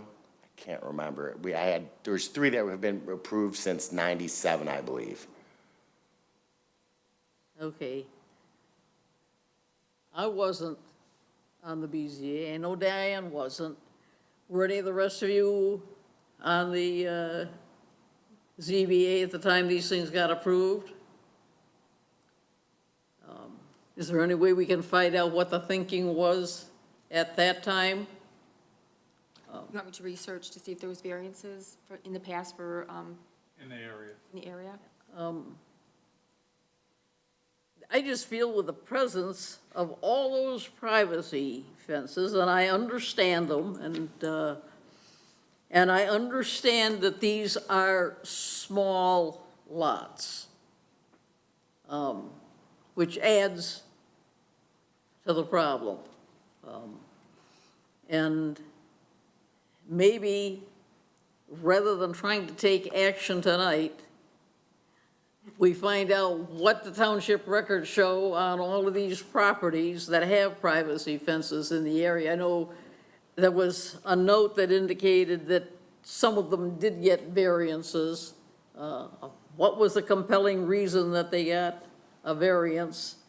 And why would that reason not apply now?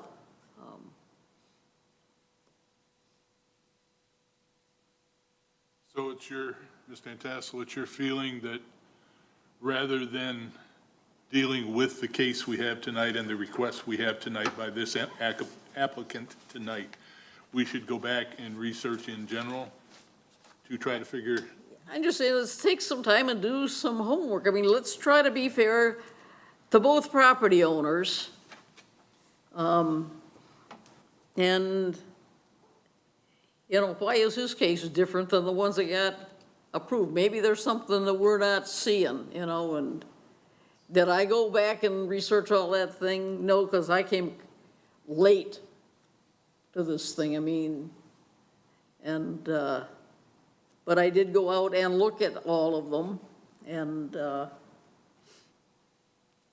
am prepared to make a motion in regards to this matter, Mr. Chairman, but I will yield to your opinion on this and what we should do. Well, it certainly would be what the entire board, is their concern.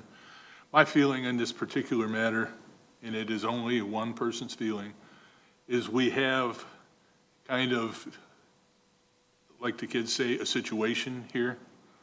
And it appears that we have parties that are agreeable to solving it and making their own lives easier if we see fit to agree this one time in this one situation. I say that one, and we've got another one just like it coming up behind. And I don't know what the specifics of that is, but I don't know that we would be serving these residents by making them wait and wonder, and I don't know if we would be harming, or I don't know that we would be harming the township by taking a vote tonight. So it is certainly up to the will of the board. Just one person. Lynn? I think we could ask the applicant if he wants to, wants me to do the research, and if he would like to come back to another date, or if we'd like to vote tonight. I'd like to vote tonight, because if I don't get the variance, then I'll have to find some, it's been 6 weeks, I got, my yard's in shambles, and I just want to get this over with. I want to make Tracy happy too. I know she wants her stuff back. I'm willing to do whatever, like I said, whatever she wants. I'll do the vote tonight, and I'm prepared to make a motion, Chairman. Please do. In the matter of ZBA case number AB-2023-21, Paul Cassisi, thank you. welcome. 938 Holiday Drive, said dwell number 09-01-458-037. I move that the petitioner's request for 3 variances from zoning ordinance number 78, zoned R3, Article 27, Section 27.05, H2. 1, a 10-foot rear yard setback variance from the required 10-foot to erect a 6-foot privacy fence 0 feet from the property line to the south. 2, a 10-foot side yard setback variance from the required 10-foot to erect a 6-foot privacy fence 0 feet from the side property line to the east. And 3, a 10-foot side yard setback variance from the required 10-foot to erect a 6-foot privacy fence 0 feet from the rear side property line to the west be denied for the plans date stamped July 13, 2023, because the petitioner did not demonstrate the following standards for the variance had been met in this case. The petitioner did not demonstrate a practical difficulty. There is nothing about this lot or case that has been shown to require a 6-foot privacy fence on the property line that a 4-foot privacy, or a 4-foot standard fence or a row of arborvitae for privacy would not handle. 2, the petitioner did not establish a unique or exceptional circumstance or condition applicable to the property involved that do not apply generally to the other properties in the same district or zoning area.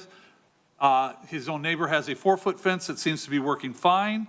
Several of the other locations also have lower fences, therefore not showing a true practical difficulty. The variance is not necessary for the preservation and enjoyment of a substantial property right possessed by other properties in the same zone or vicinity based on the following facts. His fence is not going to change the other property holders' ability to make use of their land for their enjoyment. 4, the granting of the variance or modification will be material detrimental to the public welfare or materially injurious to the property or to the improvement in such zone or district in which the property is located based on the following findings. We have a ordinance in the township that does not allow these without true practical difficulties. Setting standards is important, and we therefore must maintain them, and if the standard has not been shown to be met, we should not approve.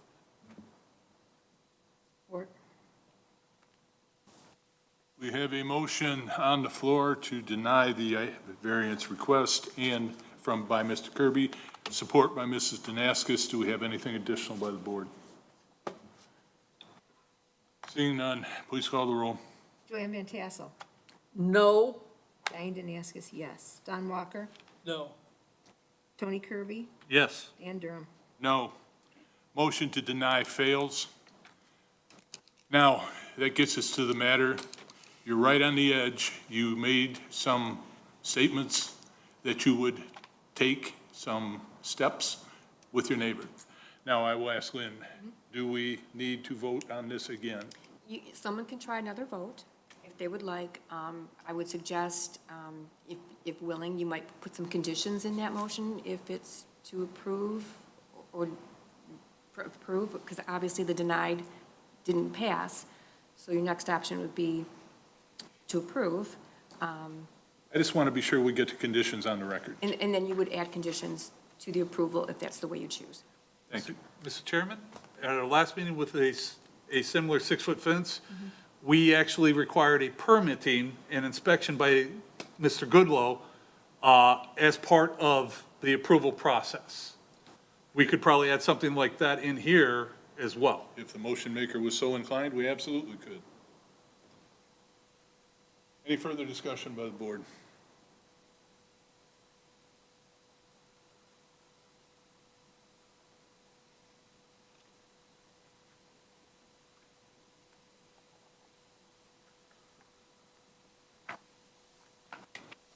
Putting the pieces together, these motions are way more complicated than they seem from out Oh, there. I bet. Mr. Chair, Mr. Walker? let me put a little prelude into the next motion I'm about to make. I want to confirm again that this board has no jurisdiction over any civil criminal matter at all. But I would like to confirm with your neighbor that if in fact the petitioner agrees to back that fence off of, you know, and again, I don't know whether we have the power to even make him do that, I'm not sure. But between us and the Lord, let's hope that's how it's gonna be. If he were to back that off and either repair or do something to your satisfaction to your fence, I'm trying to resolve the whole matter right here tonight, if at all possible. And I don't know if it is, these are just my thoughts. And, so, but, is that, are you willing to agree to that? Why don't you come on up, man? Yeah. Now that we're sure everybody's friends, or kind of friends. I'm sorry, I wasn't quite sure what you were asking me. You indicated that you would be okay with the fact if he moved that fence off at the I don't I say the word just property line. need it enough to reconnect, because you can see in the photo where that post is Right, cemented, I right. cannot reconnect to make it look contiguous. And if he's willing to back that off so that you can do that. Yes. Well, I believe, Mr. Walker, and I may be wrong, did I not hear you say that you would reinstall the chain link? I'll reinstall a fence too. I mean, if I can't get the old fence to work, I'll pay for brand new fence, because I still have the old chain link fence. The guy installer said he could put it back in. If there's any problems whatsoever, and he can't, I'll pay for all the fence. If I can get new fencing, I'll put new fencing up. Your Yeah. chain link fence, I'll put that up. That's fine. Yeah, I just, like I said, I just wanted what was mine to be made whole again. Essentially, beyond that, it doesn't really affect me whether they have a 6-foot or a 4-foot fence on, you know, behind my fence. It doesn't bother me either way. But by me having that part of my fence missing, like, I technically wouldn't have a fenced-in backyard anymore. I would have their fences and not mine. So I have this fence with gates going all the way around, and right now, half of it's missing. It sounds like he is going to be willing to take care of It it. sounds like it, yes. Thank you. You're welcome. And one more thing, then I'll be quiet. Mr. Kirby brought up an important point, that we may want to put some type of condition of inspection on there to make sure that this happens. I don't know if the township requires fence inspections typically. I know we do where I work, but I don't know about here. I'm not aware of them, fenced inspections.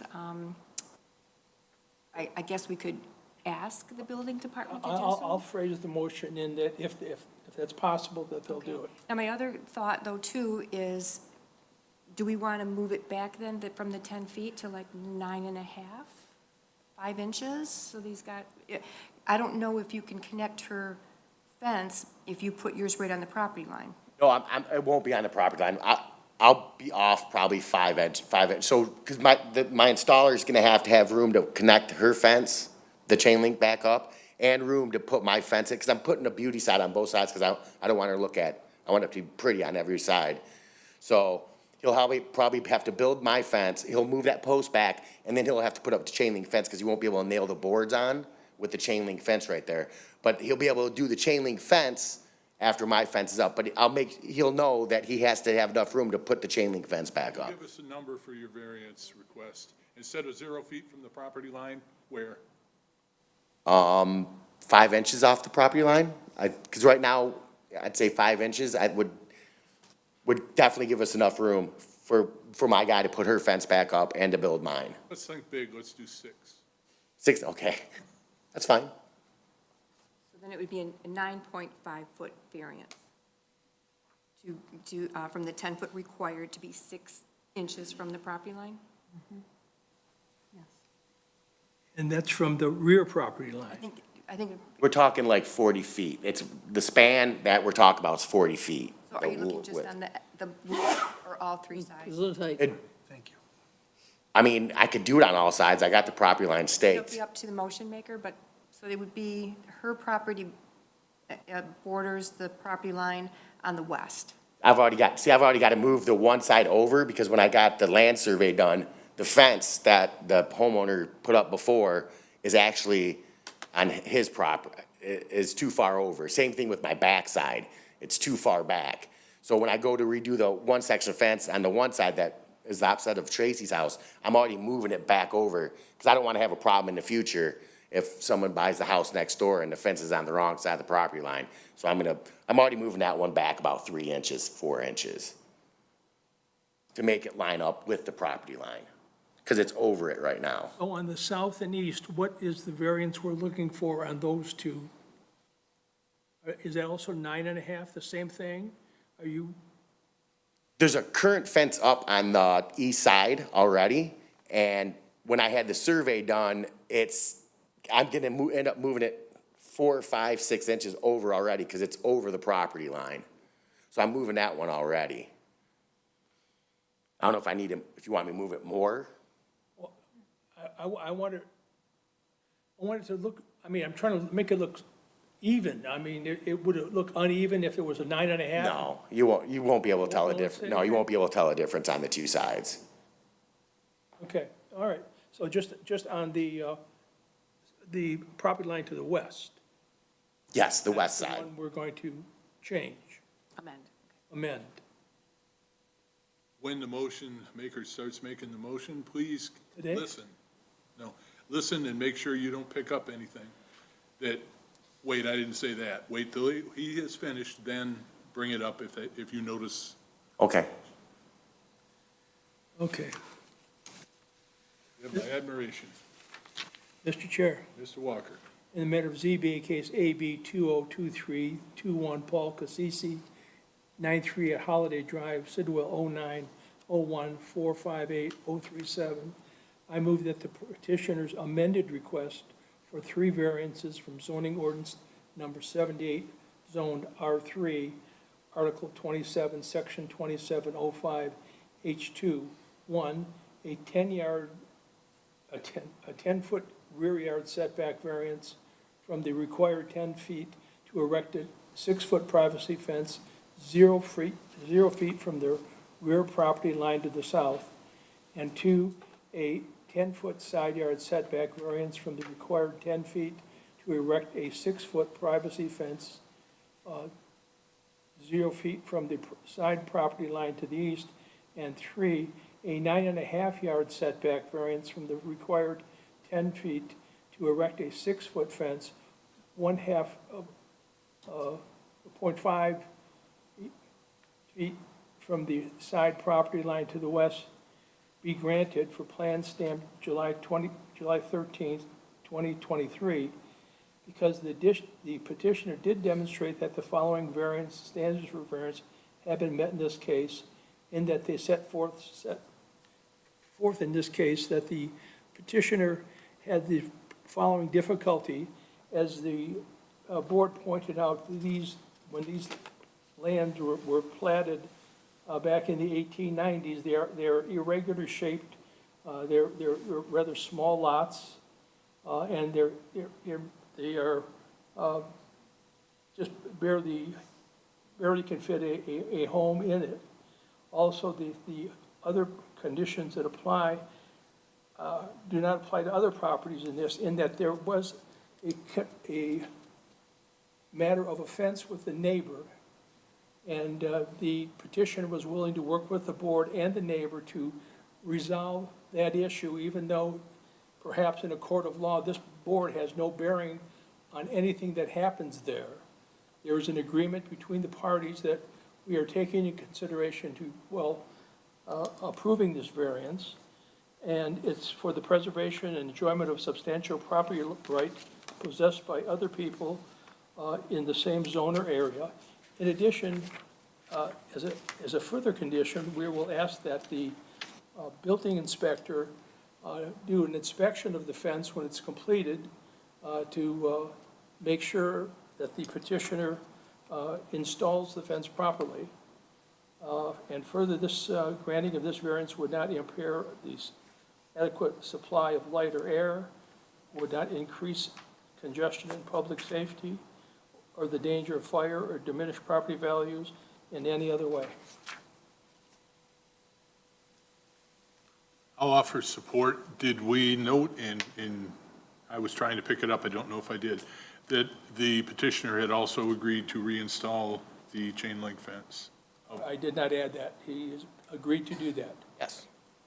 With that stipulation, I will offer a second. Do we have any further discussion by the board?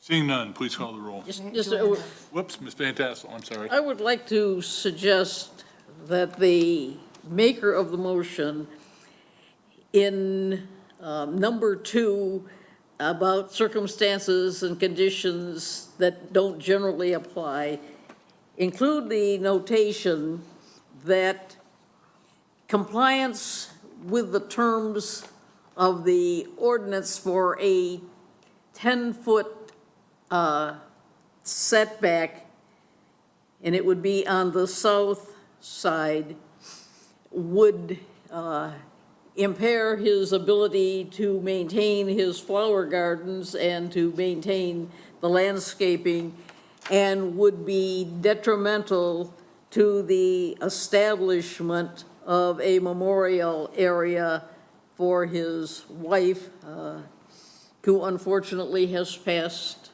from the scene, and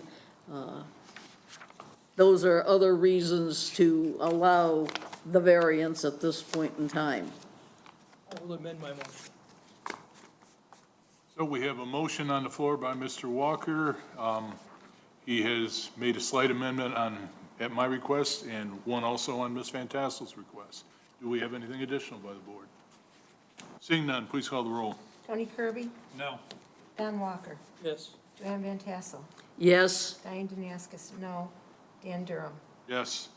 Motion passes. You have your variance. Thank you, sir. Thank you, board, very much.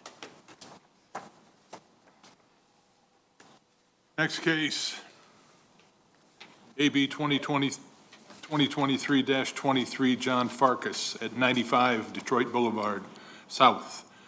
Sidwell 09-01-458-001. Applicant is seeking 3 variances from zoning ordinance 78, zoned R3, Article 27, Section 27.04, H2.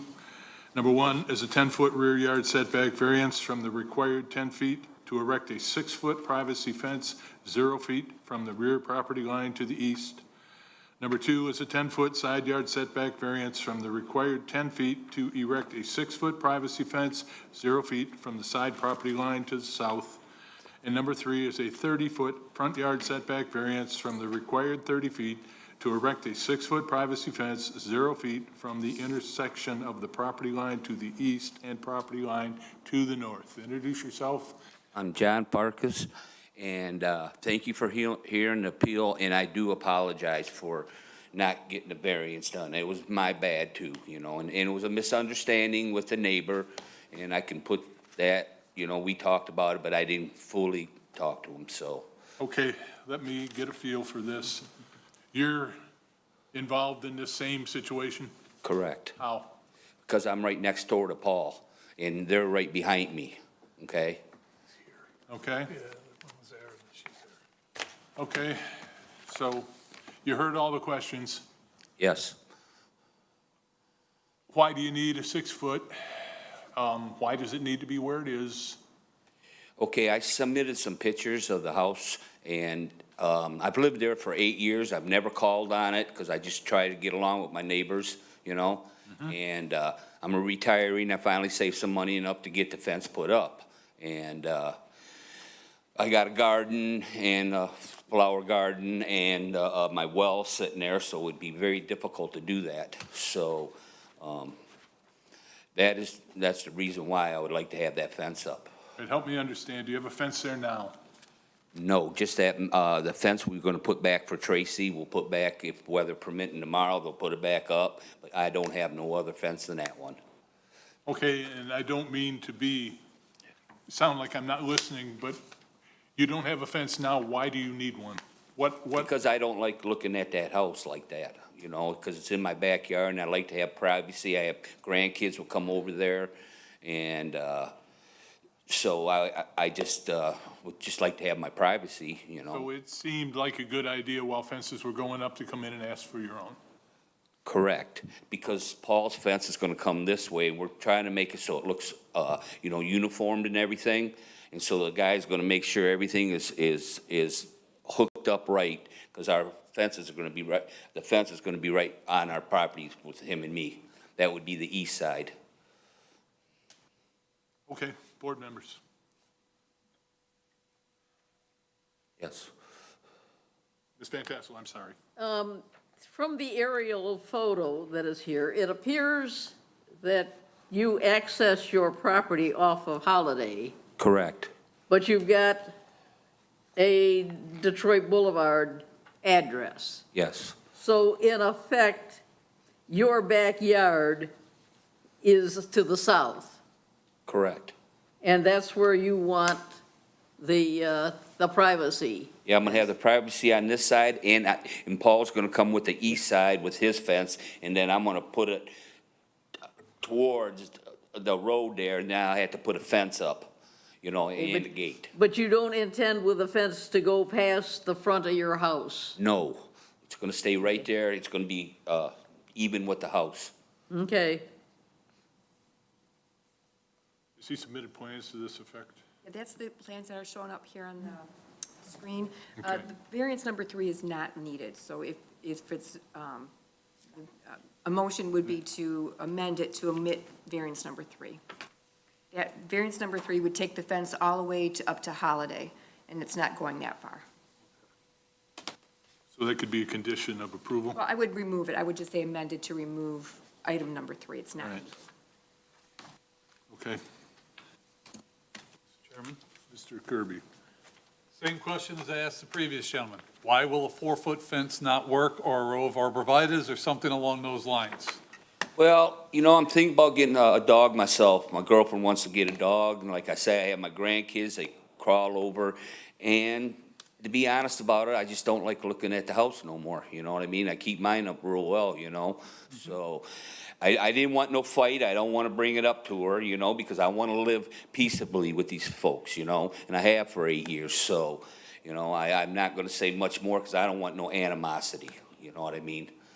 I just want to get along. Well, let me take a step further. Are you asking this board to fix with a fence what you could fix with an ordinance man? Are there violations? Are you looking at something that you shouldn't have to look at? And a contact to the ordinance department here in the village could get that fixed? Township, I couldn't tell you either way, you know? This is what he's talking about. Yeah. Because we've had that too many times before, where they want to fix a problem that they could fix by dealing with the ordinance man. And I kind of know about that because I'm an ordinance man in another town. Okay. I get a call and I come out and I look, and sometimes I don't determine that anything's wrong, but if something's wrong, then they've got to fix it. They got to pick it up. If their place looks terrible, they've got to make it look unterrible. Okay. So there are other ways to go about this, and I'm just wondering what your feeling is. Well, it wouldn't look good because me and Paul's trying to make it so it looks uniform and it looks good from the road, you know what I mean? Because you're gonna, if we do that, and then that fence is gonna stop there if you don't give it to me, and it's just gonna be wide open, and it'll just look, it'll look bad if it isn't all connected together, what I'm trying to do to make it look good. All right, let the board think about this for a minute. I'm going to ask the young lady to come back up because this is a separate case. And this time, since there's not a lot of competition, we'll give you some more time to speak. Introduce yourself again, please. I'm Tracy at 99 Detroit Boulevard, and I know my house looks terrible, but I would like to say this, all these years as a single mom until a few years back when I was remarried. We have been starting to make some improvements, and I am getting new siding installed by the end of next month. I have a new roof, new windows. My deck is gonna be coming down, and I'm having a stamped concrete patio added, so it's been a long time, but it's taken me a long time to save up to be able to do these large repairs as well. Are there any small things that could be done sooner, like piles of things or Yeah, I mean, there's weeds or some- grass not cut? Well, the or- grass is always cut and maintained and weed whipped, yes. There are some miscellaneous things from where my garden was, and there's some buckets of plants on my deck and things like that. Yes, I mean, that can be cleaned up in a matter of a day or two. Okay, since I clearly have mentioned it before, I do not work in this town at all. I understand. If I did, as an ordinance enforcement officer, and I walked in your backyard, what would I think? You would think there was a little bit of a mess, but there's nothing that should stand out like as a violation. I don't have like abandoned boats or like things like that, you know, I mean, other than siding, my siding looks bad, but like I said, I am replacing that.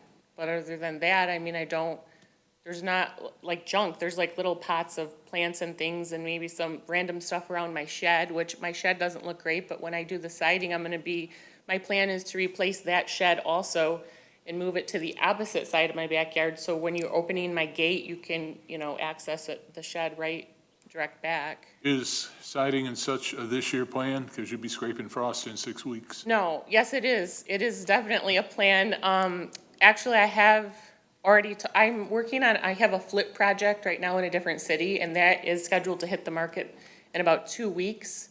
So when that closes escrow next month, I'll have all those funds to do my home improvements, and I will be doing some, you know, basic stuff on the inside too. Thank you. Board members, you have anything for this lady? Thank you, ma'am. You're welcome.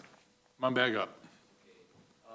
If you notice in that pictures there's a tire over here and there's tires over there abandoned and stuff, and that brings in mosquitoes and stuff, and they got a big bricks, what's been sitting there for years and everything. And I disagree with her mowing the lawn because he just mowed it the other day and it's been 3.5 weeks. He mowed the back. He mows the front, but he don't mow the back. Okay. And, I took the pictures. You can see how long it is. Okay. And I'm just saying just that. It's okay. I'm not going to say that mine doesn't get too long occasionally. So, you know, I understand where you're coming from. But there has to be a strong practical difficulty, and it normally goes to what makes your property different than all the other properties in the area that requires you to get what it is you're looking for. Mm-hmm. And I don't know. I won't offer an opinion. Let's let the board have some further discussion if they'd like to. You know, it's gone on for 8 years, and I'm a retiree too, you know, and I don't have a whole lot of money coming in. And I keep my house up, and I make an effort once a week to mow my lawn, you know. I should have been calling in and making complaints, but I didn't want to have no trouble with my neighbors. I'm an older guy, and I'm not looking for trouble, you know, but I keep mine up excellent. Flower gardens, garden, and, you know, I take pride in my house. Understood. And I like, you know, Understood. Mr. Kirby? yes, sir. I want to go on record as saying, I happen to think strong fences make good neighbors. Okay? So what you're asking for, in my opinion, as a individual, is completely and totally reasonable.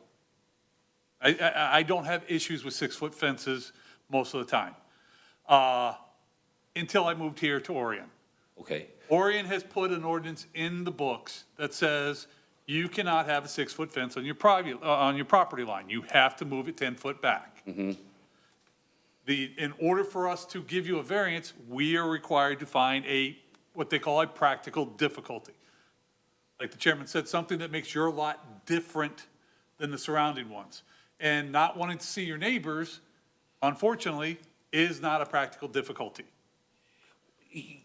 So if you've got anything, and a dog, like I told the other gentleman, I've got 2 big dogs. I got 3 grandkids, you know what I mean? Yes. And I'd rather have a higher fence because they're in my backyard, and you know how kids like climbing stuff. And so that is, I should have brought that as my number 1 concern because they live 10 minutes away and they're always over my house. So I'd feel more comfortable to have them in my backyard with a taller fence because they're young and you know how kids can be kids. Absolutely. That to me is more of a practical difficulty than a dog or something else. Okay, I see where you're coming from. Okay, Definitely I do. thank you. Yep. It's fantastic. Chairman, I understand at the past meeting you indicated in another community you do code enforcement. Yes, ma'am. Would, if, what we've seen in the pictures here was in the community in which you are employed, is that something that you would take action on and talk to them or not? Or is the fact that it's behind the house, out of, quote, public view, something that, That is a huge thing because you have to be careful with trespass. It's normally what you can see from the street. But if you're acting on a complaint, if this gentleman complained and he said, you can access my property, go back there and look at it. And I went back there and looked at it, based solely on the pictures, I would probably ask within 14 days, a few of Yeah. those small things be done. But that would be the further that it would go in the beginning. okay, it was a curiosity question, so thank you, appreciate the explanation.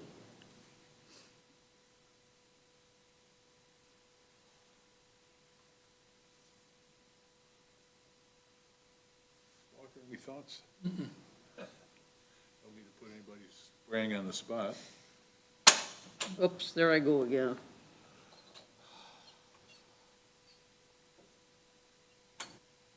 Before anybody, and somebody will eventually have to make a motion, even if it's to deny. But before a motion is made, I'd like it if you understand, and you may not, a lot of people don't, but all cases have to be viewed individually. Oh, I understand that. Now, you had one just in front of you, Yeah, correct, and you see how close that came to being denied. correct. And I have absolutely no feel for what the board's going to do, nor is it any of my business. All I can do is, when my name is called, to say yes or no. I I understand. just want you to understand that each one of these has to be looked at separately. Yes, and I will move the fence back so she doesn't have no problem, make sure that metal fence is put up. Me and Paul agreed upon that to make sure it's done right, and if it isn't, we don't have the right stuff, we will buy new stuff and make sure it's put up correctly. I appreciate that.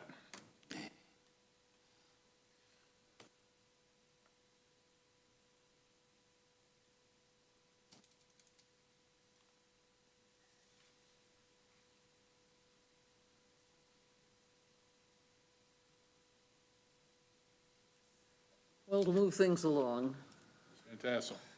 Thank you. in the matter of ZBA case AB 2023-23, John Farkas at 95 Detroit Boulevard, Sidwell number 90901458001.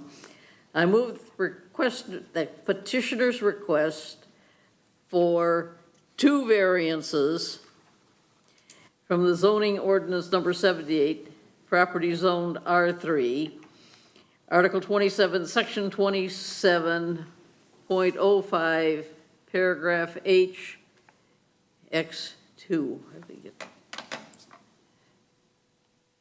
Oh, H and 2. A 10-foot rear yard setback variance from the required 10 feet to the erect a 6-foot privacy fence,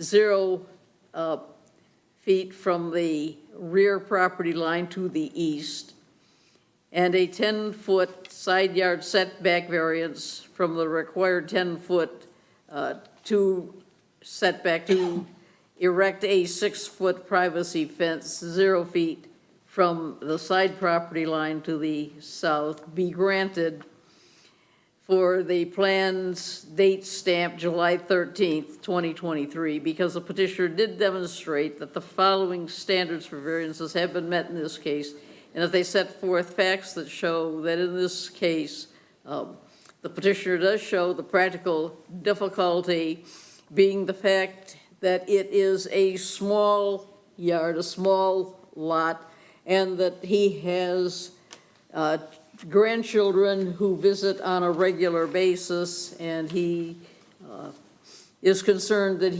they have enough space in which to move and play and so on, as kids do. Two, that the following are exceptional or extraordinary circumstances or conditions applicable to the property involved that do not generally apply directly to other properties in the same distance. In fact, other properties in this area have been granted variances for reasons at this point unknown, that the variance is necessary for the preservation and enjoyment of substantial property rights possessed by other property in the same zone or vicinity, based on the following facts: that these properties were originally platted as 30-foot lots. They have been combined and lot splits done in order to create essentially lots that are 60 feet wide by 110 feet deep, which once the house is placed on the property, leaves limited yard space for the enjoyment of such yards and the creating of gardens. The granting of the variance or modification will not be materially detrimental to the public welfare or materially injurious to the properties or to improvements in such zone or district in which the property is located, based on the following findings: that the majority of properties of similar size on the streets of Seabury, Detroit Boulevard, and Holiday do have 6-foot privacy fences on the property lines, that this will not impair the adequate supply of light or air to adjacent property owners. It will not unreasonably increase the congestion of the public streets due to the fact there'll be no more traffic attributed to this area than would be normally there during any day of the week.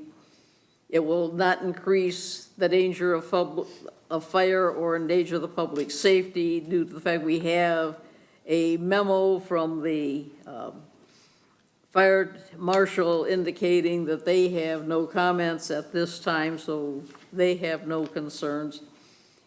It will not unreasonably diminish or impair established property values within the area, because what he's doing is in keeping with what other neighbors had done, or in any respect impair the public health, safety, comfort, morals, or welfare of the inhabitants in the township, again, due to the fact he's just keeping things in line with what all other neighbors have done.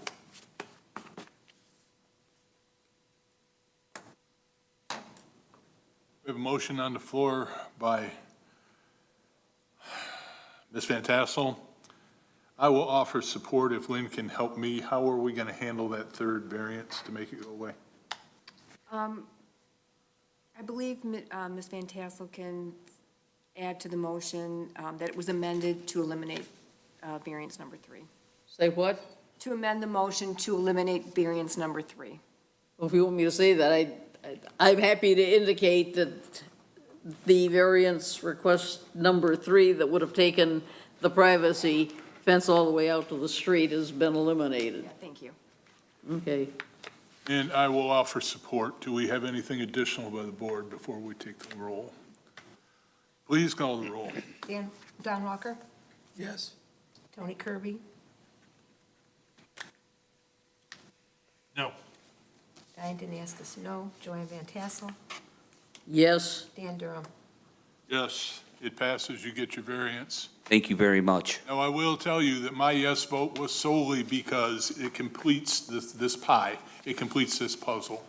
You had one next door, yours, the lady in behind. This completes that rack. That is my look at it, and that is why I voted yes. I appreciate it. Folks have all been civil with one another. I sincerely hope it stays that way. It will. Have a good day. Thank you. And thank you, Lynn, you helped. Have a good day. Okay, next, we have public comment. Do either one of you ladies want to come up and speak to anything? Doesn't look like it. Let's hang on just a minute. Folks, excuse me, we're still in open meeting. That's okay. No public comment, communication. They got big doings at the library, do they? Funny you mention that. Because prior to this meeting, I was at the library. Were you? I know. I need a nap. There's an exhibit that opened today from the Smithsonian at the library called The Way We Worked. And it's a very interesting exhibit, lots of pictures and little descriptions of how people used to work in this country in the last 100 or 200 years. When I first looked at it, I said, I wonder what kids think when they look at these switchboard operators and guys up with wrenches building buildings and things of that nature, and farmers and stuff. And these people don't have any iPads. They don't have any computers. They have no laptops. How can they be working? It's really interesting, and there was a gentleman speaking tonight, but I couldn't stay for the whole thing because you folks invited me to this too. But it runs, it's there every day until November 17th, I think. So there's a little interactive part, and there's some brochures and stuff. And if you're interested in history, and especially the history of the working person, it's really interesting. Don, do they, because I know part of the curriculum for certain grade levels is living in the past, it would be great if they would notify the schools of this so that they might take a field trip or whatever. I will, you know what, I'm gonna have a meeting, I have a meeting at the library Yeah, tomorrow. I know it's in I the will bring- elementary curriculum. I will bring that up, Yeah, because I think, I think school kids would really, and plus they get out of school for half a day or something. That's or right. whatever it is. Did they have a slide ruler? That's all I want to know. I've got one at home in my garage if you want to borrow it. I actually know how to use it. I have forgotten. Would you pass that on down to Lynn so she can have it for the file? All right, let's move on. We got committee reports. We have anything? Member comments. Anybody got anything to say tonight while we're still working? I have one. Thank you to the board as usual. I don't know that we would have been successful if any one person up here would have not been here tonight. It kind of took a team effort by the different personalities to put this together. I appreciate it. I'm certain that the citizens do too. With that, motion to adjourn. So moved. I'll support. All in favor? Aye. We're done. Thank you.